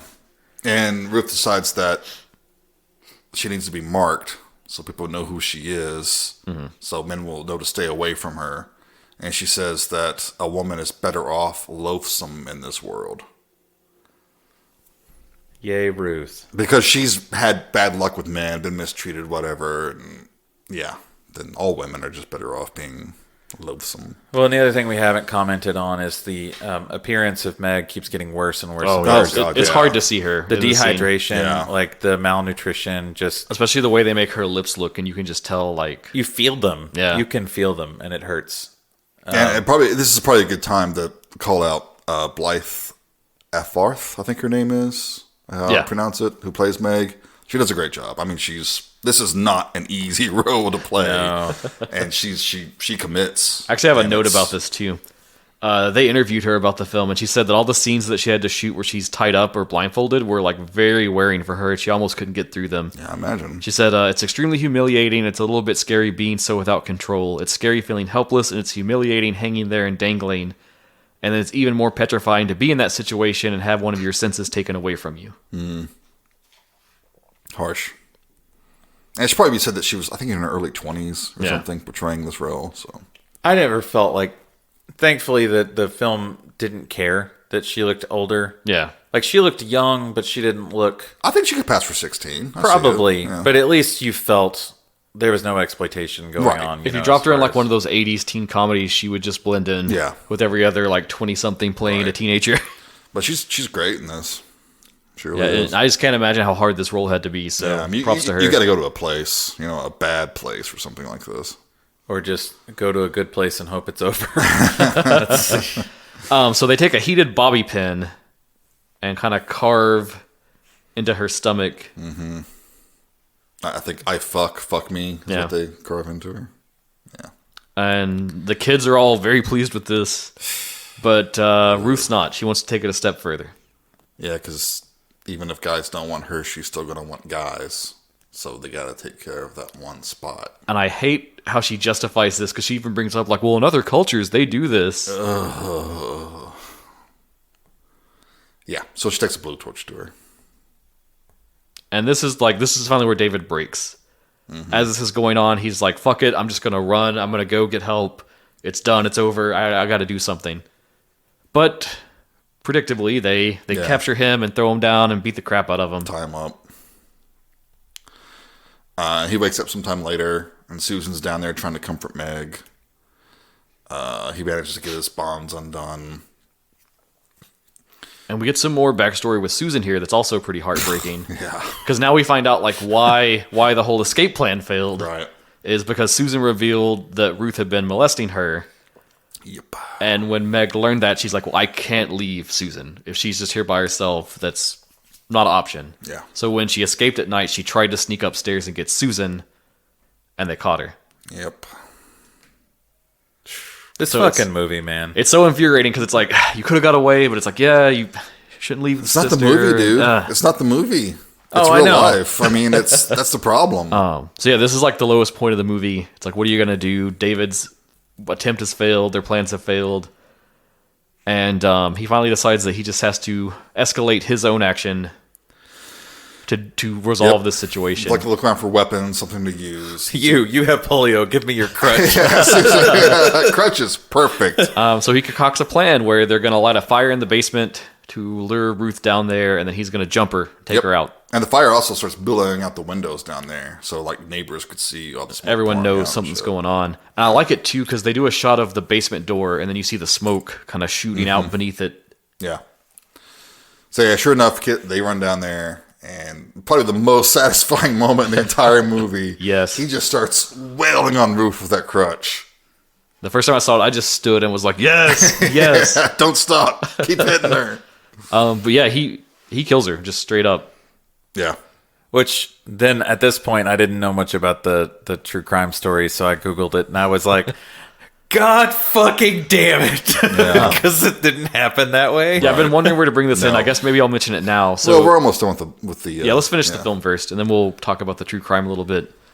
There's like a moment of happiness that was just dashed by a simple internet search. Ruth's kids come in, they tackle David down, get him off their mom, Kicking his ass. start beating the crap out of him. Willie pops that knife out again. He's gonna just Yeah, kill straight up David, murder him, yeah. And drawn by the smoke and the commotion, the officer guy Jennings shows up again, and he tells him to freeze and drop that knife. Yeah. So the police, And even he can't ignore the evidence before him. yeah. So the police take control of the situation. They get Susan out of there. They mention they're going to have her testify about everything that's happened. Yeah. And- Davis is trying to comfort Ruth. Fuck Ruth. Meg. Meg. Ruth did. She can stay fucking Meg's dead. like on the bed, and he kind of lays down so he can be face to face with her and actually talk to her. She's so weak she can barely speak now. Yeah. And he tells her like, hey, it's over. You're going to be okay now. And she's like, I can't Yeah. go any further. Yeah. And she asked for him to get her ring. Yeah, get the that ring was back. the worst. Oh, Yeah. God, that was the worst. And then she thanks him, says she loves him, and then she just kind of Just fades. And the cop comes back in as David is sort of just like breaking down Yeah. from this, and you can tell he's just like, oh, He doesn't know how to. Yeah. Oh, no. He's not equipped to process any of this. And that's pretty much. yeah. It brings us back to the modern day. We see adult David. He goes to the little like riverbed. He walks there to like check it out again, and he's kind of just milling about. In retrospection. Yep, and he says that no matter what happens, that past is always going to haunt him. But he says that Meg taught him an important lesson, and it's that it's what you do last that counts. Yep. And now you know why Walter Peck was such an asshole. And there's some more like backstory with adult David in the first, like the opening that we didn't talk about it. It's not super relevant, I guess, but he mentions that he's got like he's on his second wife. It doesn't seem like his life has been like particularly great. I mean, he is like a Wall Street like broker trader guy. He makes like $300,000 a year. He's super rich, but drives a Dodge Stratus. You can tell like his life's been incomplete ever since this. Yeah, he's still an emotional wreck from the whole thing. I mean, God, how would you not be? Right.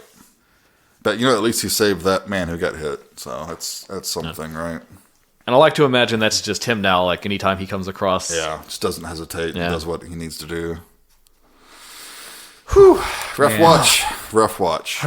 See, this to me, this is a disturbing film. This is an extreme film. Absolutely, it's not just gore and craziness happening. Like this hits me much harder than like a Serbian film does. Oh yeah. See, I thought about that too, because like a Serbian film, there is that black comedy angle in it, and then it's a cartoon. It's so over the top, so goofy. Like you can't really take it that seriously. Like that probably happened somewhere, but right, and it is disturbing. Things it shows are disturbing, but at the same time, it's just so crazy. And here, it not only feels real, but then as you get into it, you learn that in fact, it is very real. It happens all the time. Well, and you straddle a line of extreme and exploitation. Mm-hmm. And I think sometimes it's just easier. There's nothing titillating about this movie. No. There's no exploitation. It's going easier for filmmakers to take the exploitation route because you don't have to sit in that realm of... Yeah. And you know me, I love exploitation. I got no problem with it. Mm-hmm. But some subjects deserve a bit more respect. This one specifically, I think this props needs to be given to how this is handled. I mean, we haven't talked about Ketchum much. I figured we would a little bit before we wrap but up. Like, you get an amazing manuscript basically to go by, of a story to tell and how to frame the film and shot for shot and all that kind of stuff. But like, the filmmakers could go either way.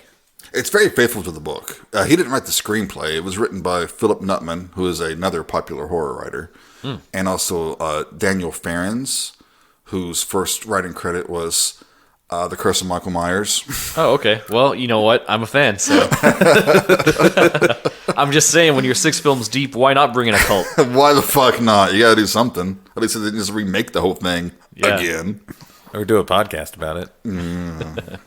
Sorry. We're professional podcasters, and we're trying to follow the story of Michael Myers. I will give you $100 to talk to me about it. And then you're going to stiff him. You actually don't. No podcaster has $100. I noticed that too when I was doom scrolling Tubi to find something. I saw a film and it was like the lead character, blah, blah, blah, a podcaster. And I was like, no, just fucking stop. No one wants a podcaster as your main character. They're a podcaster or a YouTuber. As someone who has been a podcaster for 2 years, I can tell you nobody wants to hear a story about a podcaster. Do you know a podcaster? Like, think of the podcasters you might know. Would anyone want to hear, like, to watch a movie about something I do? I mean, unless it is making fun of them. Like Dead Streams, kind of making fun of the whole YouTube thing. That I would watch. But a serious horror film, no. Get the fuck out of here. Yeah. But I did, start to do a quick Google search to find out, because I did know this was based on a true story. How far did you make it? Dude, I didn't. I've read about the case before, but it was years ago, and I started rereading it again for this, and I stopped. Well, it did lead me to a subsection of the internet that I despised, and I didn't know existed. I don't follow true crime. I don't like true crime. I do, but I'm not like a diehard. Like I'll sit for a while and watch a bunch of true crime docs or listen to some podcasts, and then it depends what it is. I gotta take a break for a while because it's harrowing, really. If you have a heart at all, it's harrowing to learn these stories, and they're all true. And and I think part of the problem is what I brought up earlier is that the humanity is gone from those. I think a good true crime thing or story, or like a good true crime writer, that's what they should do. Right, it pulls at you. You should bring the humanity into it, but that's hard. It's hard, and a lot of people don't want that. Because, I'm sorry, but a lot of true crime is titillating for some people. And that's why a lot of them listen to it. And so what bothered me is that when I came, like when I was searching the case, you come across a lot of website that's like famous murderous women. Well, speaking of that, so this true case, Sylvia Marie Likens was in 1965 when this happened. So we have American Crime, the film that's like a dramatization of the case. Also, we need to mention Investigate Discovery, the Discovery-devoted network that's just for true crime. They have a series called Deadly Women, which is all true crime stories about women that are killers. And they did an episode adapting this case and covering it called Born Bad. See, I fucking hate this. I hate this. And what was the bitch's name? Her name is Gertrude Banaszewski. That's it. Yeah, it happened in Indianapolis in the late 60s, right? So the first major difference is the parents didn't die. They worked in like the carnival that would travel around. They just abandoned the children. And no, they didn't abandon them. They had a thing. They needed to go, and Gertrude was like a family friend that they knew. They were neighbors. They were close. And she was like, "Well, you can just give me some money, and I'll watch them while you're gone." Which is what they did. Well, according to her, they didn't send that much money. Whether they did or didn't, I mean, I don't know. God, Well, That was one of the reasons why she beat her so severely. That's when it started. When their payments were late. That reminds me of something Ruth says that I forgot about until you just said that. What's up? And then when Piper and I went through all the foster care classes, like to learn about the foster care system and potentially be foster parents or whatever. And when Ruth says, "Well, they certainly don't pay me enough to deal with that," and I was like, "Oh, So how many times have I heard that?" we're not going to go beat by beat because this is a long case to cover, but Yeah, you could easily look it up. we could do a whole other like hour just It's going through this. But horrifying. I'll put the link in the show notes where you can go read it all beat to beat. They were going to send money. The first like payment they sent was late getting there, so she thought they were stiffing her, and so she beat Sylvia and abused her a bunch. Then, like shortly after the first payment came in, and she chose to just hide that away and not bring it up ever that she was getting the money. Right. Yeah. And it's not like if she wasn't getting the payments, it doesn't justify her beating the children. I don't want you to think that. But I mean, that was just So I truncated one of this her many excuses to make it simple. So she was tortured and eventually murdered by her caregiver and her children and several of the neighborhood friends. This abuse incrementally lasted for 3 months before she died from her extensive injuries and malnourishment on October 26, 1965. She was increasingly neglected, belittled, sexually humiliated, beaten, starved, lacerated, and dehydrated by her tormentors. The autopsy showed 150 wounds across her body, including several burns, scald marks, and eroded skin. Through intimidation, her younger sister, who was named Jenny, was occasionally forced to participate to some degree in the mistreatment. The official cause of her death was determined to be a homicide caused by a combination of subdural hematoma and shock, complicated by severe malnutrition. Yeah. So, I'll talk a little bit about the end of the case, but right here, just to talk about this part, like what's different if we go to The Girl Next Door compared to the real case is David. He is like, there was no David in the real thing. Right. Because Ketchum said that he had to write it from a neighbor's point of view because the actual case was so horrible. Yeah, he couldn't have someone there all the time. That he didn't want to write it. And there's actually a chapter of the book, chapter 42. Oh. And at this time, he's described horrible things that they've done to her. Mm-hmm. Horrible things. But this chapter is very short, and it just says, "I'm not going to tell you about this. I refuse to. There are things you know you'll die before telling, things you know you should have died before ever having seen. I watched and saw." That's the whole chapter. Yeah. Even he Powerful. couldn't explain what was going on. I got chills over here. Yeah. So So there is no source of another person who was kind of benign and tried to help in some way at all. That just, in the real case, does not exist. There is no hope for these poor children. Mm-hmm. There's something about like she had like a daughter, and one of the daughters was kind of trying to help Sylvia, but it doesn't. it's very tenuous. yeah. So now let's get more mad. Let's talk about the ending of things. So, they were of course arrested, brought in. They were tried, and And so it was Gertrude, her oldest daughter Paula, her son John, 2 neighborhood youths, Coy Hubbard and Richard Hobbs. They were all tried in May of 1966. At the trial, the deputy prosecutor described the case as the most diabolical case to ever come before a court or a jury. And one of the defense attorneys described it as the victim having been subjected to acts of degradation that you would never commit even on a dog before her death. That's what got me was that her own defense attorney was like, he's like, I'm literally just doing this because I have to. Yeah. please convict her. Please convict her. Yeah, she's trash. She's horrible. So after 8 hours of deliberation, the jury found Gertrude guilty of first-degree murder. Why did it fucking take 8 hours? Yeah, good question. Well, it could have been what degree they wanted to charge her with. Okay, now still yourselves. She was sentenced to life imprisonment, but was then released on parole in 1985. Yeah, she served like 20 years. Fucking why? Paula was found guilty of second-degree murder and was released in 1972.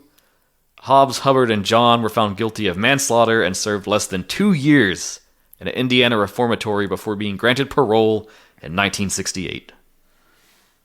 The part that got me the worst was that the real-life Ruth character was able to live out a natural life. Yes. She wasn't, like, she didn't die old, but she died of natural life things, like not... She should have been in prison the rest of her life. In effect, you could say she got away with it to a degree. She very much did. I mean, for what she did, why do you get parole if you're... I don't know. Well, following her parole, she relocated to Iowa. It's on record that she never accepted full responsibility for the torment and death, insisting she was unable to precisely recall any of her actions, blaming it on medication that had been prescribed to her to treat her asthma. She lived in relative obscurity in Laurel, Iowa until her death due to lung cancer in 1990 at the age of 61. Well, at least it was 1990 and she died of lung cancer, so she probably fucking suffered. Yeah. So we can only hope. We can only hope. And if there is a hell, hopefully she's burning in it. And what of our other fun cohorts? Well, after her parole in 1972, Paula assumed a new identity. She worked as an aide to a school counselor for 14 years. What? At the Bowman Conrad Liscombe. Okay, it is possible.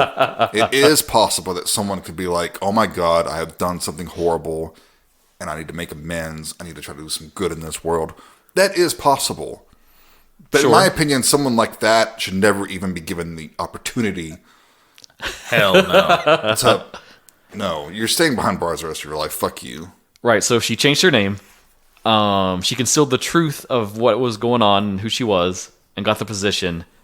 Later in 2012, the school discovered who she was and fired her. But she's married and has 2 kids. The baby daughter to whom she gave birth while she was awaiting trial in 1966. And she named after her mother. Wonderful. Let's see. I thought you were about to say Sylvia for a minute, and I was like, fuck no. There was also a charge. Where'd she live? Where'd that girl live? And so Gertrude had another daughter. This is the whole, like, someone tried to help, quote unquote. She had a 15-year-old daughter named Stephanie, and the charges were dropped against her because she agreed to turn state's evidence against everyone else. Prosecutors tried to resubmit the case against her before a grand jury in 1966. And there was this talk of having a separate trial just for her, but it never happened. Mm-hmm. She assumed a new name and became a school teacher. What the fuck? She later married, had several children, and she was last known to have resided in Florida. I know job options were rather limited back there for women, but did she have to be a fucking school teacher? God damn it. When questioned at the trial as for her motive for turning in state's evidence, she stated, "I'm just here in the hope I can help anybody." In response to which her mother's attorney, which was the same guy that was like, please convict my person. Shoot her in the lobby. He questioned her statement and said, including yourself. Let's see, what else?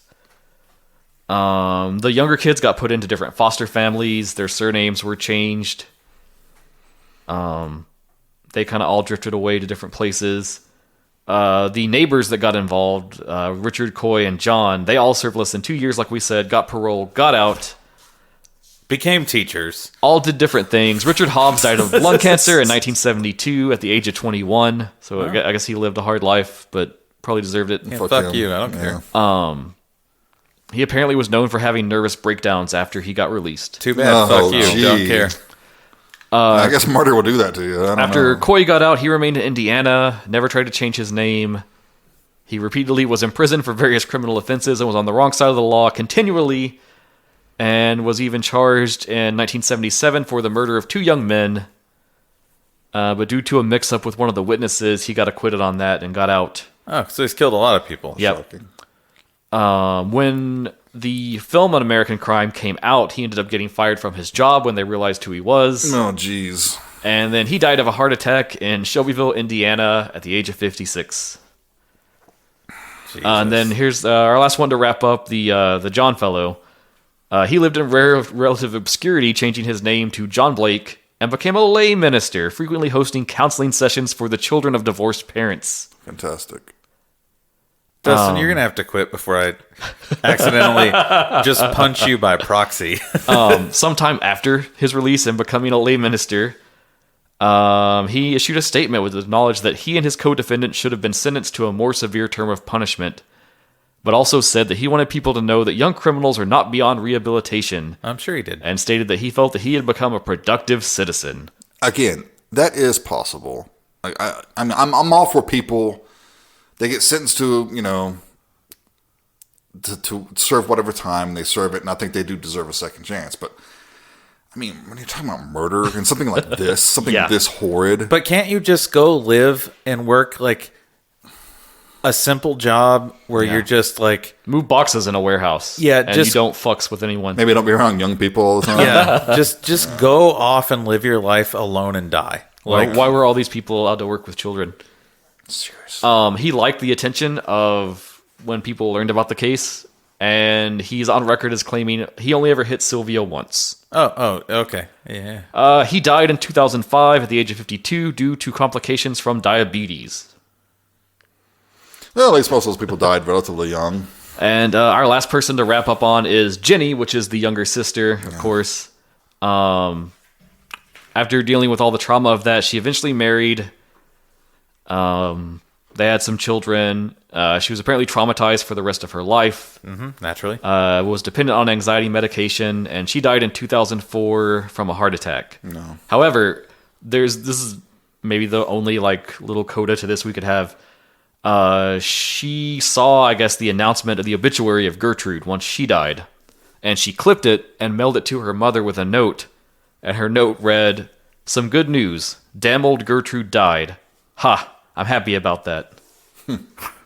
So at least she got to live long enough to see that happen. See that happen. Jesus. It's fucking terrible. Merry Christmas, everybody. Merry Christmas. The worst monsters are people. Oh, yeah. The worst horrors are real life. Horror films, people bitch and moan how horrible they are and how they can affect people. And it's like, fuck you. Real life is way worse than any horror film. And so I think my props to Ketchum, because if you want to talk about this story, I think he made it in the only way you can make it, where it's like you have something to pull you through to the end. Yeah. To not just hate the world. Yeah, and Ketchum was not afraid of looking at dark things and examining dark things. And what I like about this, though, that Ketchum did that doesn't make it a true crime novel is that the point was to get you. Yeah. The point was to make you see the victim and to make you feel the victim. And the victim is not separated, and the murderers are not borderline worshipped. Yeah. That's one of my big issues with true crime is that you almost have murder worship. I knew somebody once who said something like, "Who's your favorite serial killer?" And I'm like, "Fuck you." Yeah. Who's your favorite? I love Ted Bundy. Oh. Get fucked. They're no. They're horrible. They're horrible people human that beings. don't need- I don't care if Charles Manson didn't actually kill anybody, which is bullshit. He fucking did. Yeah. Yeah, Michael, but who's the baddest? Who's the baddest one? But Ketchum doesn't do that at all. No. Which I think is what makes this film have a place and what makes the book have a place. Is that there's no worship of the murderer. There's no deadliest women. Yeah. There's none of that bullshit. This is Meg's story. Like, this is the story of Meg and what happened to her and how she died. And basically, is there anything you can take from this and come out on the other side? And the only thing is that David realized, like, people are horrible and I don't want to be that. Right. Yep.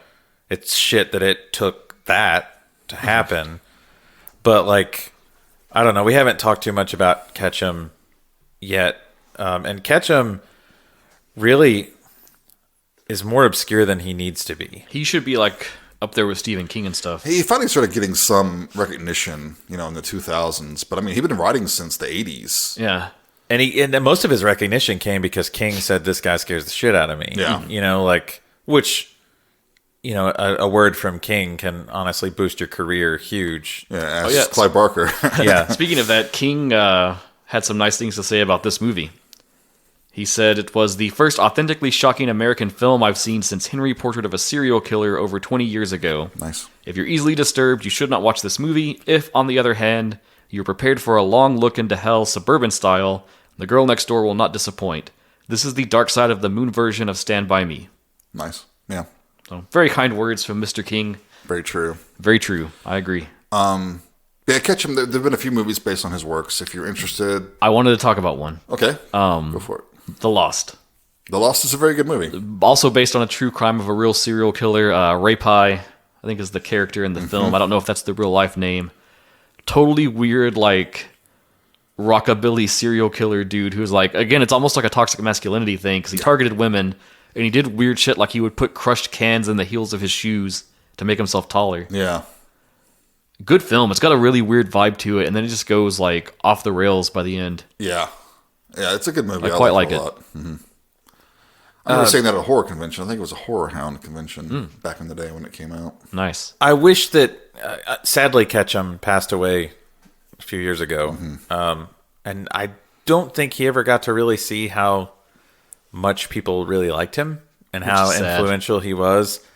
I met him at a con when he came to town, and I knew he was going to be there and went specifically for him and came up to his booth, said hi, and he was just like a super lovely human being, so soft-spoken and kind, and said, "I'm really sorry, I've sold out of books," he said, "which I'm happy about, but I don't have anything."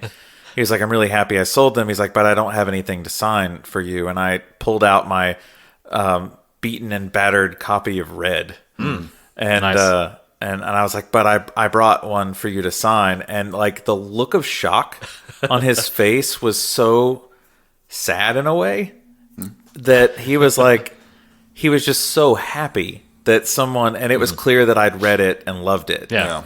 And Well, think about those cons. Like, how many people came through and just bought one of his books just because? Yeah, it's and there. well, Saw it he's- on eBay the next day. he's or an something. author. I'll just have him sign it. And Yeah. and I took some. I think I took Off Season as well. Great. That's a book. great That's one. one of I- my favorites. yeah, I love That was it. his first one. And he signed them for me, and they were mass market paperbacks. Ones that I'd read over. Well, good and luck they- finding hardcovers. And but they were beaten up. It was clear Yeah. that I loved Yeah. them and that I'd read them. To me, that means more I'm anyways. sure that was. I bet that meant a lot to him. So friendly, so kind, and just, I mean, great human.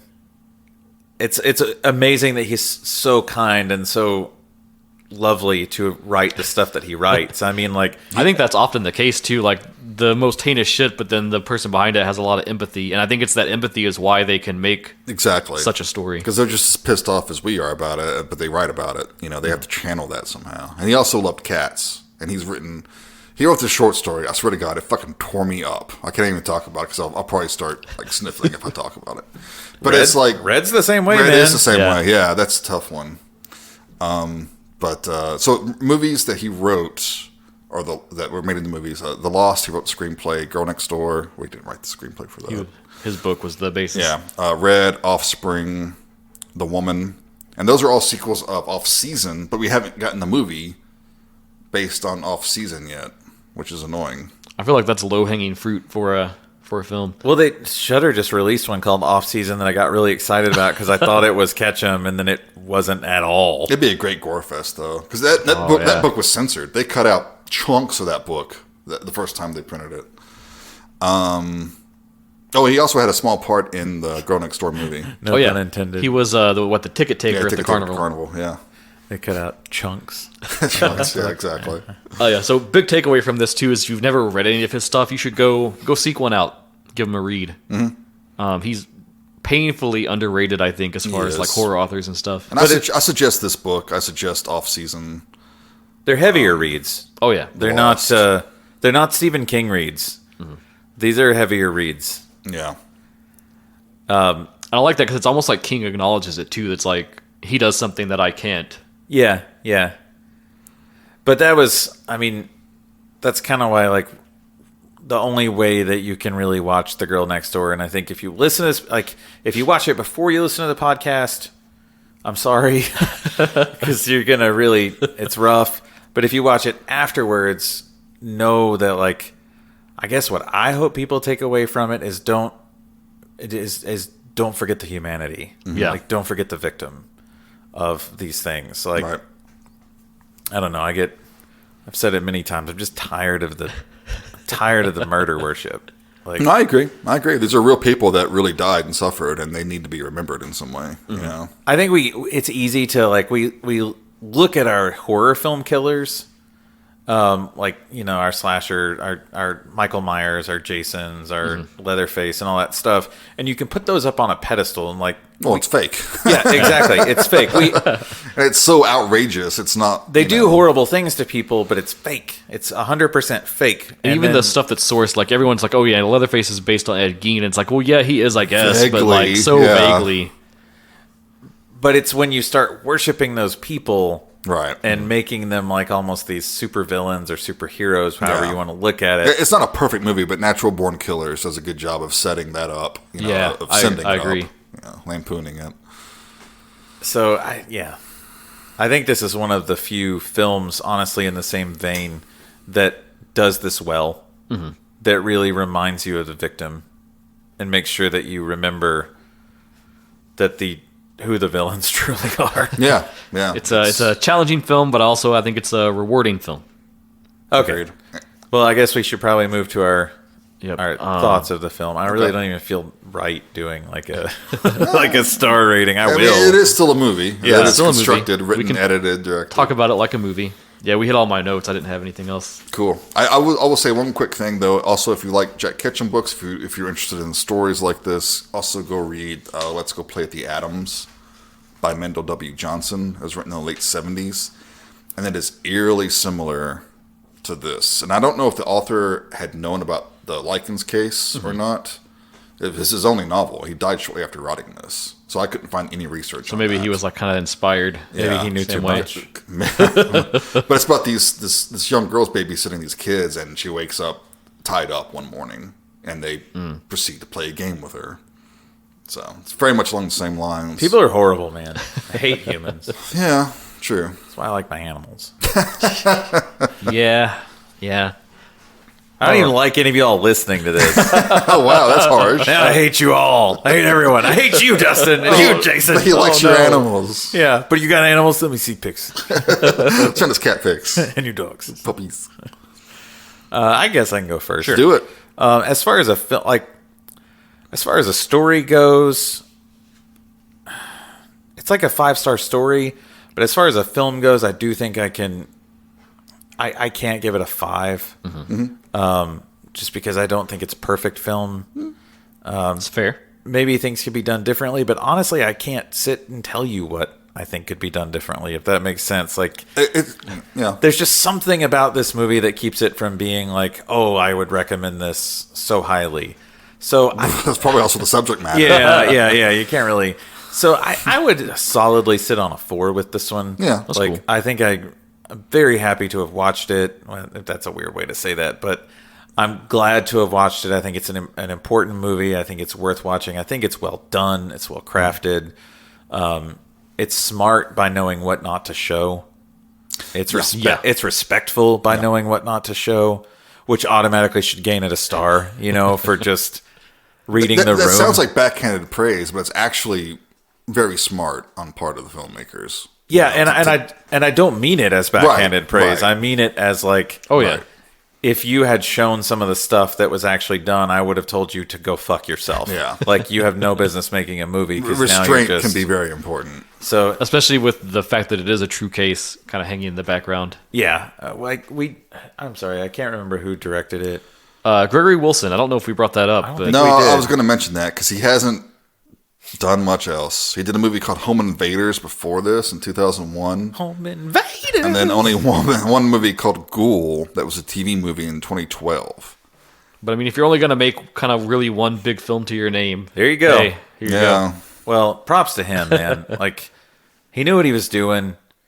I think it was shot well, you know? Like, there are times I feel like it feels like a TV movie, I was going to talk about that, yeah. which is probably another reason that it holds me back on a full 5. But, I mean, 4 is a solid rating for it. And yeah. Yeah, 4's a good rating. I would definitely think that if you can handle this film, watch it. But if it at all hits anything in your life that might be... It will trigger you. Yeah, don't. Yeah, it's like we said on all the extreme horror episodes, like, know your limits, know what you're cool with, know what kind of gets under your skin too much. Don't push yourself on this one. If you want to watch it and you think you can watch it, it's because it's good. And if it doesn't piss you off, you might want to talk to somebody. Yeah, Yeah. but I don't know. There's a lot of people who've suffered a lot of abuse and trauma in their life, and I would not. I would be like, if that's Oh, you, yeah. steer Right. take as far a fucking away as you can from this movie. Don't watch it because it's just not going to be good for you. And if mentally. you are going to the film after listening to us, it's okay to be angry. It's okay to. It's That's okay a to good be reaction. That's a angry healthy reaction. about the film. It's okay to be angry with yourself if it makes you think about things in your life. Yes. That's called introspection. It's good. It's a good thing to have. That's what good movies should do. It should make you introspect and think about things. Yeah. Do you have anything else, Michael? No, I'm good. I'll go next. I'm right there with you. I think it's a really well made film. I think, again, this is like the only way to approach this story in like a meaningful way, the way that he adapted it and then they filmed it. I do think there are some kind of flaws there if we're just talking like cinematic as a movie. You're right, Michael. There is at times this kind of almost made for TV movie vibe, especially you notice it, I think, in the adult David scenes. Those feel really, really weird, a little cheap, a little like very like framed camera angles that are uninteresting, and some of the dialogue is like a little stilted. Almost like second unit shot it. Yeah, a little bit. Like they made the movie, then they made those wraparounds to kind of fit in there. But that's like the worst thing I could bring up to say about this movie. Like everything else, it just hits and it all works so well and it all blends perfectly. I think it's a terribly infuriating film to watch, but because there's so much emotion and heart in it, that if you just have even the tiniest shred of compassion, it's going to get in there and like resonate with you and hit. Again, if you look out there at like other reviews and what's out there, you're going to see a lot of like, well, I hate this movie. He didn't do anything. Why didn't he do anything? And I think that sells so short like the point of the movie, and it's easy to sit on your couch and watch this and be like, well, that's fucked up. Why didn't he help her more? It's another thing to be that person in that moment with everything going on and to experience that and to then like, what do you do? And I think that's one of the things the film wants you to think about. Like, would you be like David? Could you be like David? What would you do different? What could you try to do different? And the kid that plays David, I don't know if we mentioned that, Daniel Mensch. Yeah, he's very good. He is so good in this film, and like, there's a lot that he tells and shows just through his acting and his facial expressions that aren't like, it could have been adult David narrating how he felt, but they just show you and make you feel it with him. Right, which is always better than a narration. Yeah, so I think it's a strong film. It's a powerful film. It really sticks with me. I've only watched it twice in my life. The first time I saw it, probably a few years after it came out, and then now for this podcast. And it's not one I don't think, every year or two I'll go, hey, what I need to do is go watch The Girl Next Door. Yeah. I don't hate my life enough. But I do think it's a great film. It's an impactful film. It's not one you need to see all the time, but it's if you can handle it and you're good to go through it, it's a worthwhile experience. Right. And I would sit solidly at a 4. All right. Nice. I also fall at a 4. Yeah. I think everything you guys said is spot on, especially your observation, Michael, about the restraint. It's not. I would say this movie is very classically shot. Yeah. It's not flashy. It's not trying to be cool or different. It's almost documentarian in that, It's a good Spartan tag to put approach. on it. Yeah. I mean, again, I agree with everything you guys said. It's a tough watch. It's a hard watch, but it's a really good movie, and it's got good actors, and they're going to places that you don't really want to go, and I always respect that. You know, it's not exploitive. It's about those horrible things that humans do sometimes, and we can't turn our backs on that. You know, we can't just ignore it. Sometimes you have to just face that shit. And step up and punch somebody in the face. Get mad about it and punch somebody. And then beat them to death with a crutch after setting the basement on fire. In the book, she's actually... They come in, and he doesn't beat her with a crutch, but the cops come in, and they've got her, and they're like trying to hurt everybody up the steps out of the basement and stuff, and she says something, I forget what it was, but some horrible smart-ass thing, and David just turns around and pushes her down the steps. And the cop sees it and then he's just like, yeah, he's I like, didn't see anything. Yeah, I don't know. Yeah. 4 stars. Check it out if you can, if it's the sort of thing that appeals to you. And if not, hey, I understand. And again, thank you, Elena, for pitching this one. I think more than anything, it's been a great discussion to sit here and talk about this, and especially vent my frustrations I've had for the past 2 days since I rewatched it. Seriously. And it's on Tubi, so you get the fun thing of like right as they're about to torture, ads start in 5, 4. I'm usually critical of the commercials, but I kind of appreciated them here. I know. Yeah. In this one, I'm like, oh, thank God. It's the sort of thing you want to breather on. I would see the countdown in the corner. I would be like, oh, thank you, God. Please. Show me about a car, please. Yes. Sell me something. All right. Well, we've got one more episode planned for you for the year. Yep, we're going to do our bonusy, end-of-year wrap-up thing again. We're going to do casual chat, little admin, talk about the show, what's been going on, what was cool, what maybe didn't work so much, what didn't pan out, all that usual fun stuff. I have lots of cool stats to go over, and we're going to share our favorite film discoveries of the year. And to recap that from last time, that's anything that we've watched for the first time this year. So it could be new films, but it could be old stuff that we only discovered now. Yeah.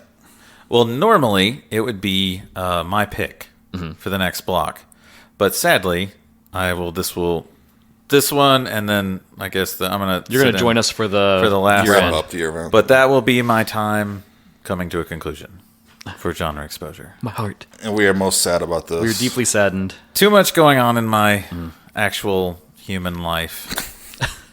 That not that I don't have time for it, but Yeah, priorities. I mean, you can't fit everything in, man. Yeah, we understand. it We gets- are sad that you have to step away, but we understand. Yeah. but the 2 donkeys here will definitely keep pulling this cart. We'll try.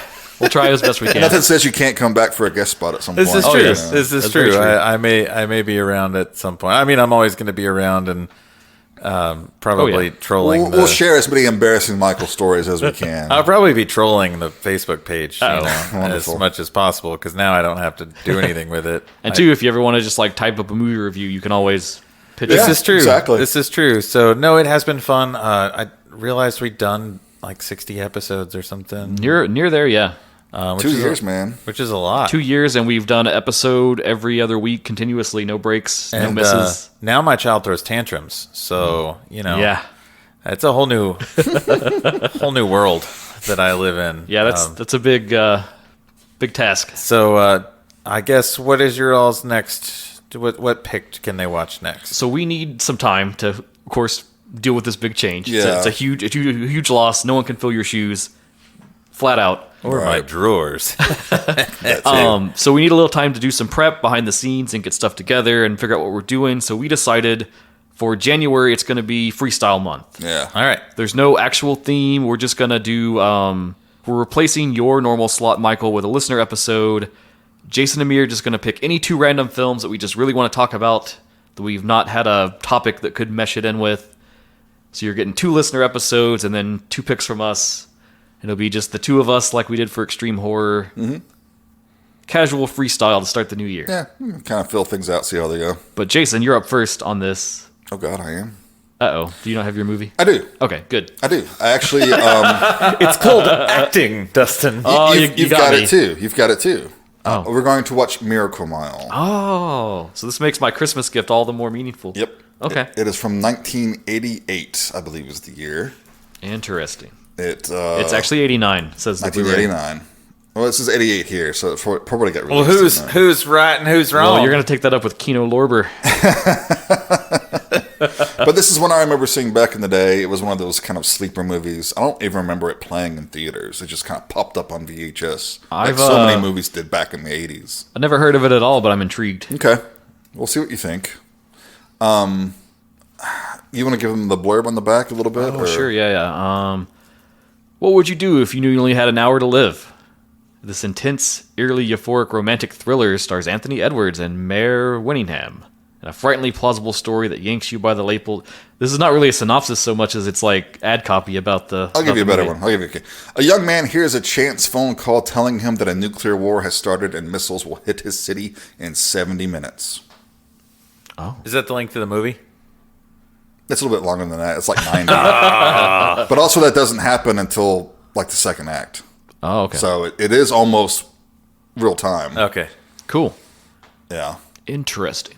Yeah, I hope you like it. It's been, honestly, I haven't seen it in a long time. Jason watches it like, whoops. Uh-oh. Michael, you're not going to be there, but you already know where this is going. It lets an impression on me, and I'll discuss that when we watch it. Okay. All right. Look forward for that coming soon.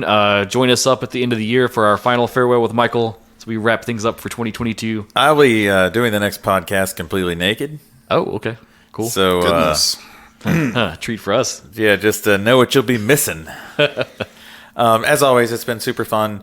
I don't know if it's fun talking about this movie. I'm going to take that back. It's been a meaningful experience. It's been a meaningful experience talking about cathartic. this movie. But if these guys are going to definitely need a lot of recommendations from you as far as films go to watch. So if you've been a listener and you've just never thought to write in, or maybe something, or maybe you thought that like it wouldn't fit a block or whatever, don't worry about that. Just do it. Just do it. I mean, I'm just saying, hey, you there. Hey, you listener right now, you sitting there thinking, I could never suggest a film. 2023 is your year. And thanks for joining us on this fall pledge drive. But no, in like all cheesiness and corniness aside, this is an opportunity for if you really want to like jump in and fill my seat. Or if you just want to torture us with something horrible, lay it on us. We can take it. Give these guys some films to watch. I mean, I'm probably still going to watch these movies too, unless they're ones that I read and I'm like, fuck that movie. But another weird Japanese movie. Yeah. Well, guess I won't be watching that one. These Japanese guys are rapping. No, I'm good. I'll pass. Been there, done that. But no, seriously, shoot recommendations. It really doesn't matter what kind of film it is. I'm a little worried that maybe people aren't sending recommendations because they think it needs to be horror.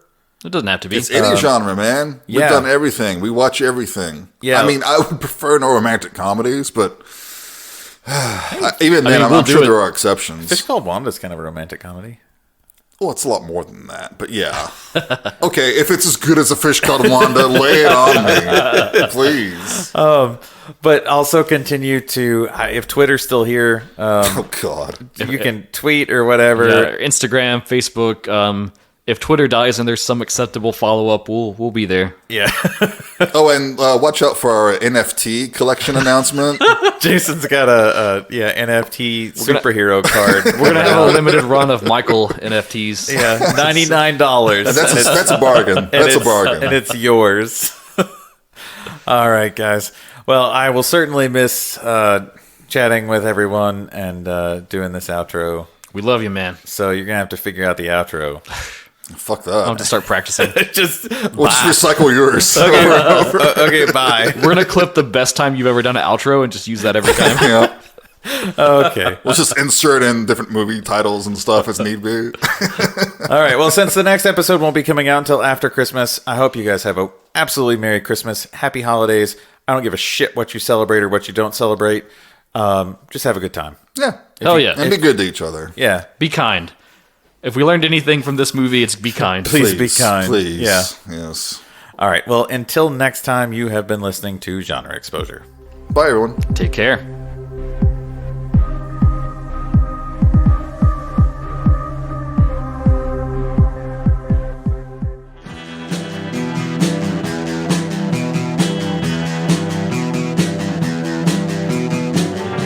listening to the Prescribed Films Podcast Network, home to hundreds of hours of free podcast entertainment.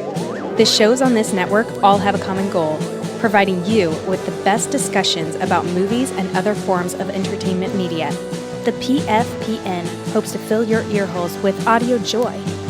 Visit our website with links to all the other amazing shows at www.thepfpn.com. Thanks for listening.